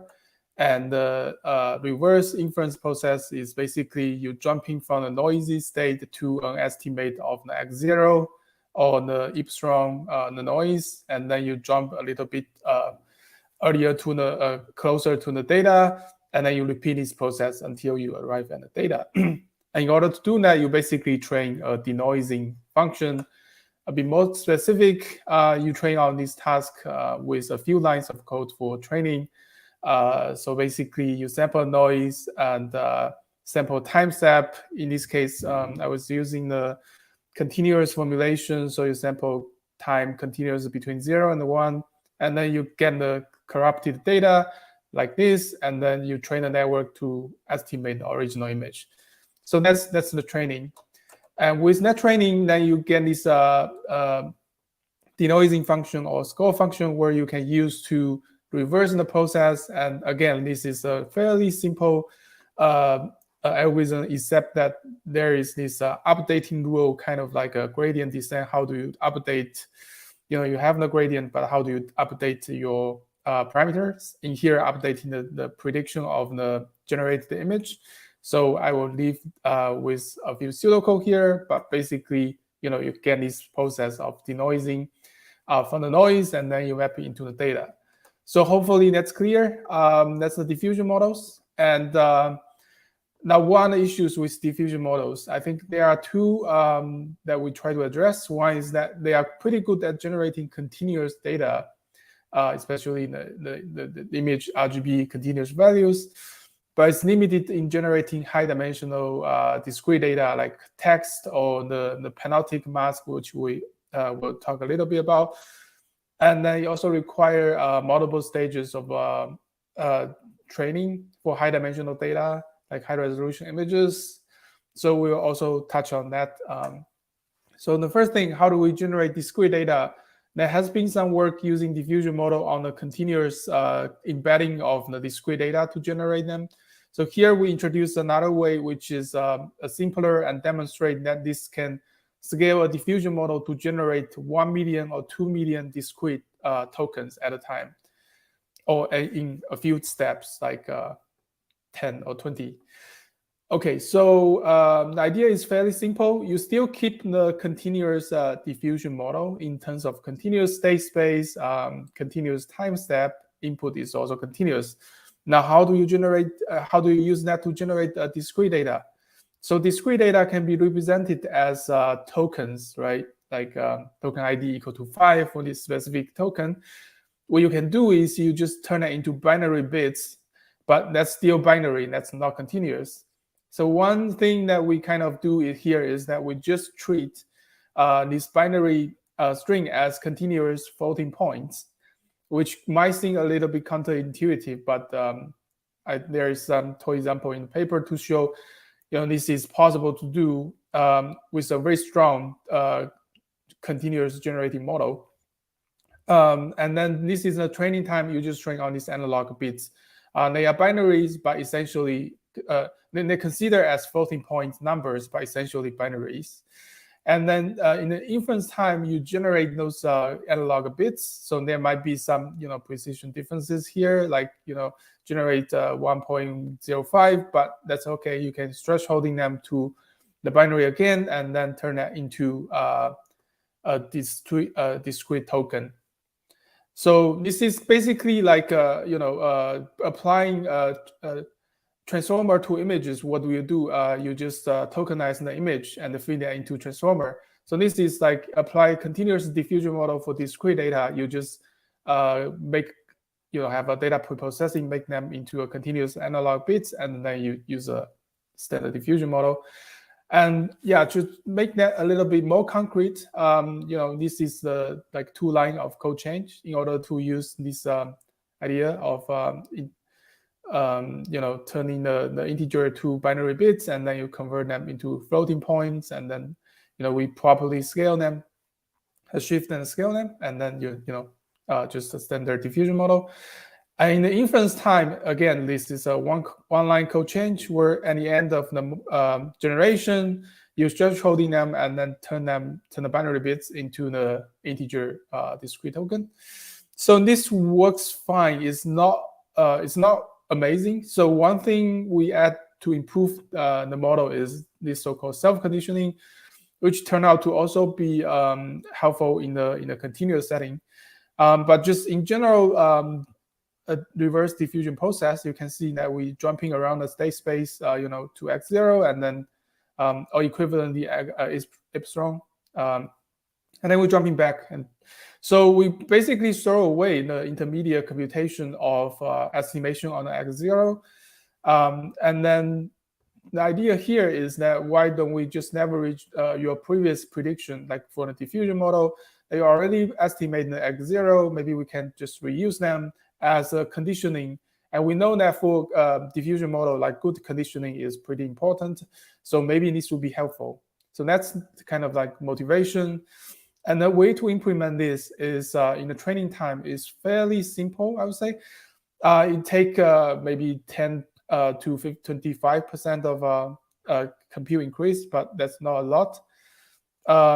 So basically, what you do is you first have a x predict or estimate. So let's say we predict x0 here, and then with some probability, you're going to make a forward pass of prediction of x predict, and then you condition on that for the next forward pass where you actually define the loss. And then we to save the compute, we don't actually backpropagate through this the predicted x0 or x predict here. So basically, you have two forward pass with one without one of the first one without any gradient flowing through them. So that's basically in the training change. And in the inference time, it's almost come for free. Basically, you maintain the x predict over the course of the generation, and they start with the 0, and then anytime you make a prediction of x0, you just reuse them as a conditioning variable, using the channel concatenation here. Yeah, so how well does it work? Basically, we can compare to state-of-art discrete image generation, because generating images, require high dimensional. Like here we start with 32 by 32 CIVA10, which already give us like 3,000 or near 4,000 tokens, discrete tokens, and we want to compare them to some of the state-of-art methods. So there are some continuous pixel modeling methods, and also modeling pixel as discrete partial ordinal pixels, or fully categorical pixels, which means every token is equally distant from other tokens. So you can see that we beat state-of-art quite significantly, especially for the categorical pixels. And compared to this autoregressive transformer that train on the image, predict one subpixel at a time, we actually have the FID number. So we also scale this to 64 by 64 Imagenet images, consider them as discrete categorical images. And to the best of our knowledge, we didn't find any baseline report, any FID, any scale, which is like a lot of discrete tokens. And then we compare basically to continuous diffusion models, and we see there is a gap, obviously, because we didn't fully utilize the relationship between different pixel intensities by treating them as, let's say, continuous discrete categorical pixels. But if you look at the samples, so on the left is the continuous modeling pixel as continuous numbers, and on the right you model them as categorical variables. I think it's fair to say the quality is pretty good. Okay, so one concern that you might have is like the final thresholding step might be introducing additional errors. Like how can model a diffusion model, continuous diffusion model the binary bits that well? It turned out that a good continuous generating model like a diffusion model, they make pretty good commitment. Like they don't just generate something in between, like -1 and 1 here, because you have two choices in the training data. So in the sampling time, all these are sampling time, but with different coding. So you can see most of them are very concentrated on the two extremes. So if you do the thresholding, it's unlikely that you introduce additional loss. If the model is training well, they know how to pick a side, basically. So yeah, self-conditioning is also useful for not just discrete prediction, as you can see in the first two figures. With self-conditioning, like the blue and the green bar is FID is better, so the lower is better, especially when if you look at the best case here. And even for the continuous Imagenet 64 by 64 images, we still see some significant improvement, especially when you're predicting X0. So yeah, self-conditioning itself can be a useful technique. And we also apply this to image captioning task on Coco, where you're generating the captions using a few steps of diffusions. So actually, we're modeling 960 bits, but you only visualize to a few tokens here. As you can see that with a significant, maybe 10 step of diffusions, it generates reasonable captions. Okay, so one good use case of this kind of model is to actually model high-dimensional discrete data. In which case, like in here, you have the panoptic segmentation task where we predict the panoptic mask which are discrete tokens, and they can be 1 million or 2 million tokens, which is out of reach for autoregressive models. Just if you're just training to predict the mask one by one token by another token. In here, you can see that the visualization is pretty good compared to some existing techniques, which are very specialized for the task. We're doing reasonably well if we compare the similar models. And this is a demonstration on another data set called the Cityscape. You can see even there are like a very densely populated area with many people working, and they still do a reasonably good job. And yeah, this can be quite straightforwardly extended to video, where you just predict the panoptic mask of the video, and you can see this overlaying the mask to the image to the video is doing reasonably well. Yeah, and again, so these are like generating discrete tokens of mask, and it seems to work pretty well. Okay, so that's the first part that we use analog bits to extend the existing diffusion model to generating high-dimensional discrete data. And the other thing we wanted to address here is how can we scale this diffusion model to higher resolution images, or just generally high-dimensional data, using less cascade steps. So there are a few challenges in scaling diffusion model to higher resolution images. And existing methods require multiple stages. I think there are two challenges. The first one is the architecture, the existing ones like UNet and the transformer, or UNet plus transformer. Some people call it TransUNet. And then the model itself might also have some kind of issues in preventing achieving the scaling. So what are the drawbacks of transformers when we apply it to diffusion model generating high-dimensional or high-resolution images?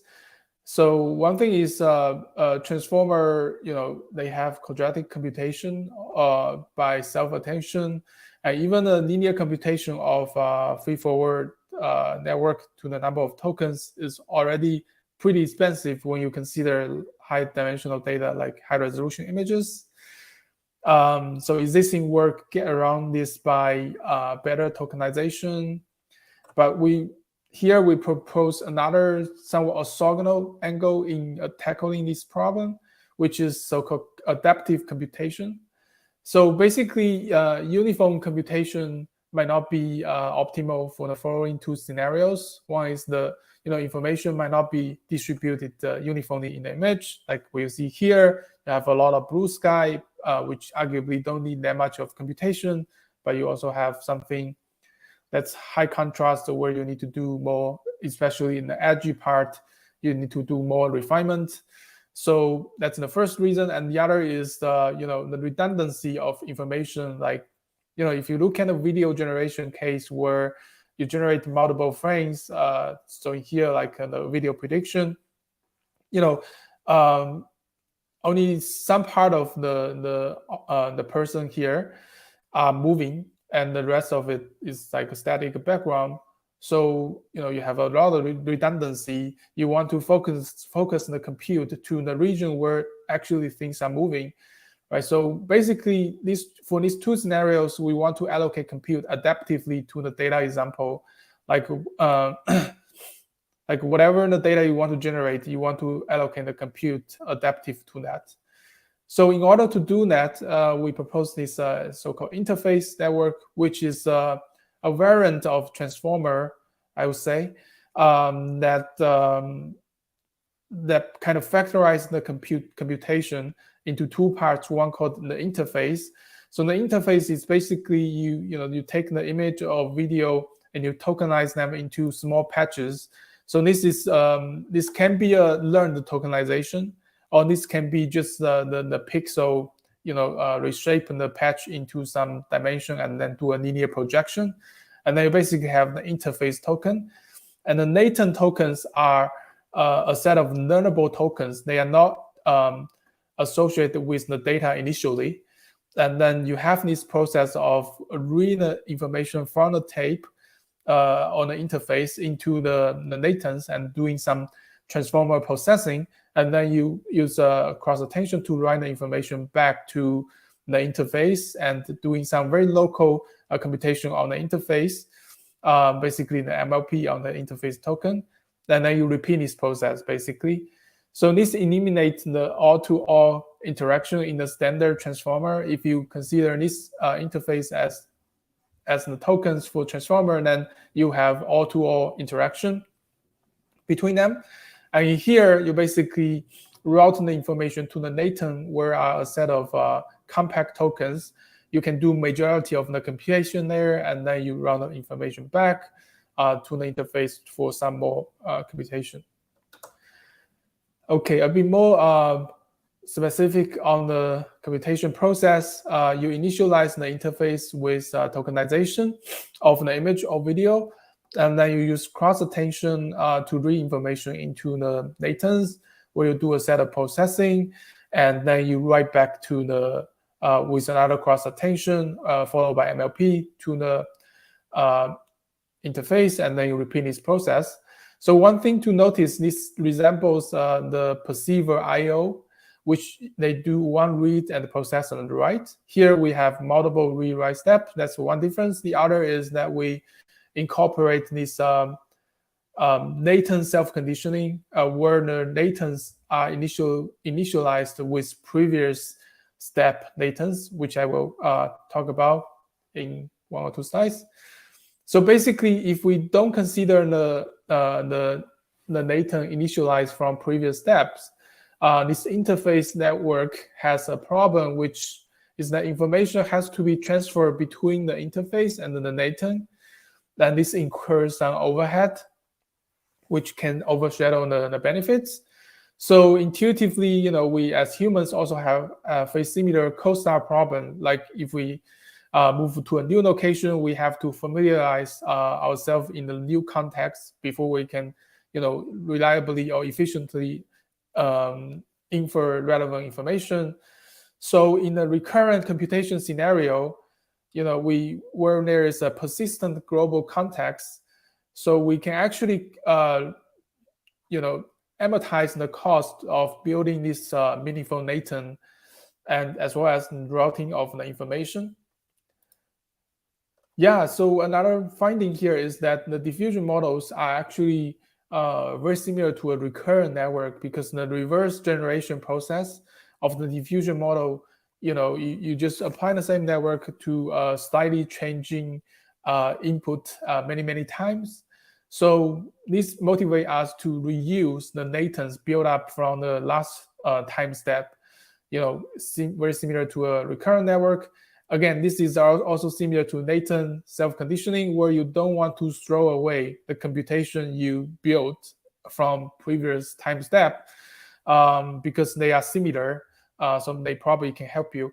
The good thing here is that we don't need to train the model with standard backpropagation through time, as in conventional recurrent network. So basically what we do here is very similar to self-conditioning, but do it on a latent space. So we initialize the latent as 0 during the training. And then we first do a forward pass of a noise image, and we infer the latent. And then we're going to put the stop gradient on the latent and then pass it into another forward pass here, where you condition on the previous latents as well as the learnable embedding of the initialized latents. Try to denoise the image again. And again, this doesn't this increase the training costs probably by 10 to 20%. And in the inference time, it is almost for free, because every time you have the latent at every step, and then you just pass that around during the inference process. And this is the kind of basically the pseudocode. And again, you can see the changes highlighted in blue are quite small. Okay, so another issue I think is probably mentioned by Emiel in earlier talk of his work, Simple Diffusion.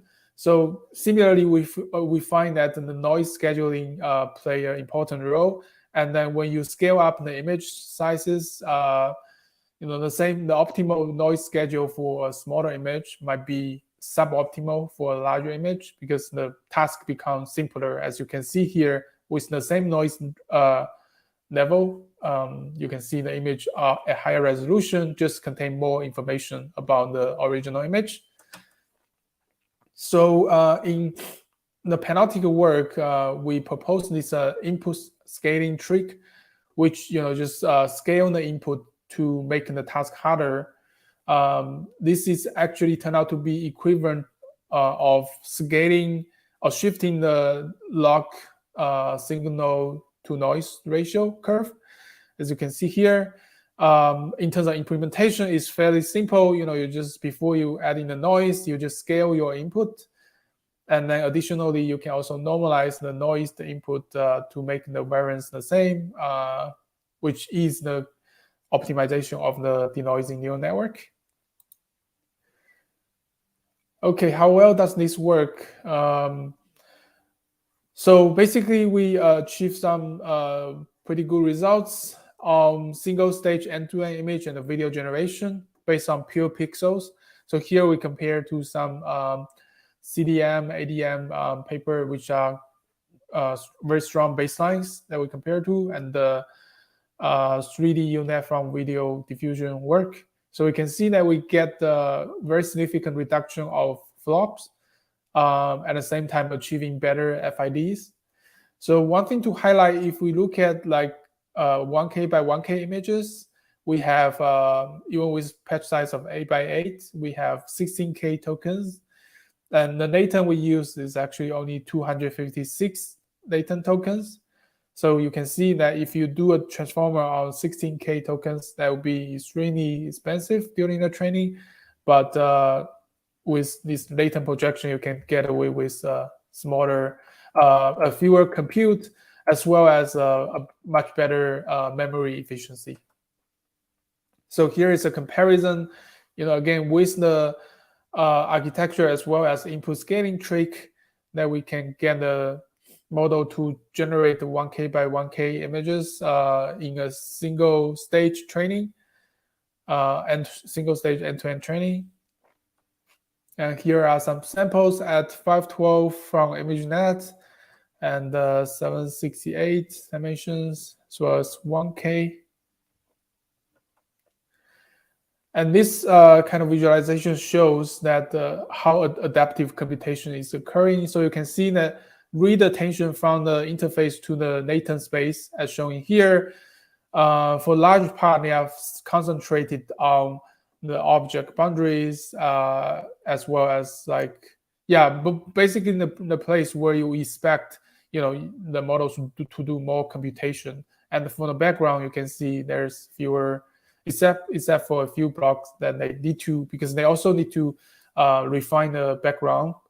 It's just that for majority part, especially in the later stage of the diffusion process, the model looks at the objects much more. which means concentrating the computation to the object boundaries and high contrast area. So we also have some ablation, but basically trying to show that self-conditioning, latent self-conditioning is pretty critical here.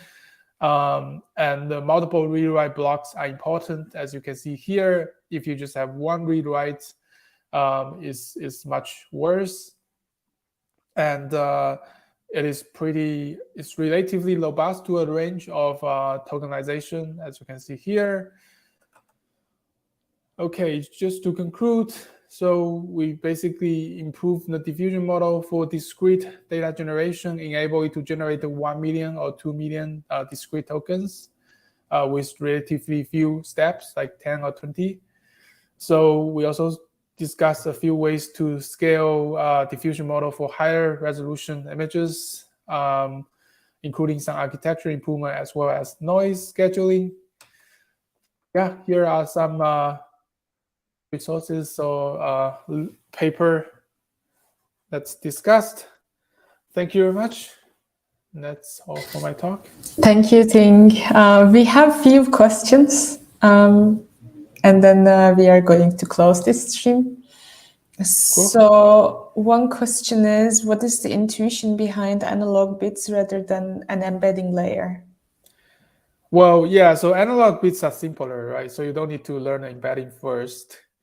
And I think the intuition is basically if you have a very strong continuous generating model, it should be able to generate analog bits, because just imagine that first, if you have a weak generating model, it might generate something in between, like you have 0 and a 1, it might generate 0.5, right? But strong generating model like diffusion model, it learns to choose a side. It would commit to 0 or 1. So initially, you learn to choose 0 and 1 to satisfy some local constraint. But as the model gets better, so it should be able to figure out the global constraint. Like you don't generate things that doesn't make sense globally. So I think in the limit, a continuous model is able to handle analog bits really well, but how well we can make it work, it depends on practical constraints. So in this paper, we go with this because of the intuition that it should work in the limit, but we try to just probe the limit here in this work, and it turned out, at least for those panoptic segmentation tasks where you have 1 million or more tokens, this works pretty well, and you don't need to additionally learn an embedding layer, which probably is more complicated and also might require more memory, depends on the setting, as well as when you learn the embedding model, you need to dequantize, and the quantize maybe that also incurs some quantization error. We have another question, and I think this is the last one. Could you instead train an autoencoder and then do diffusion in the embedding space? Maybe constrain the embedding spaces to a unit sphere or similar? Yeah, I think this is similar to the earlier question. And again, yes, you can definitely do that. Which works better in practice, I think it still depends on the exact setting. I think in our panoptic segmentation application, we haven't seen another paper that's using embedding space and make it work as well as the bit diffusion or the diffusion model based on the analog bits. And I think is simpler, so that I prefer simpler things. I found it very intuitive, by the way. I really like good research questions. I think this is all questions. Thanks a lot for accepting to speak. I really enjoyed your talk. Thanks for having me. Yeah, great. See ya. Bye. Take care. So with this talk, our kickoff event's first day has ended. We are going to have 2 more days, 14th and 17th.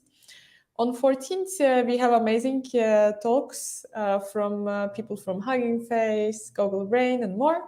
So please chime in tomorrow, same time at 4 p.m. JET, and not to miss this live stream. Take care.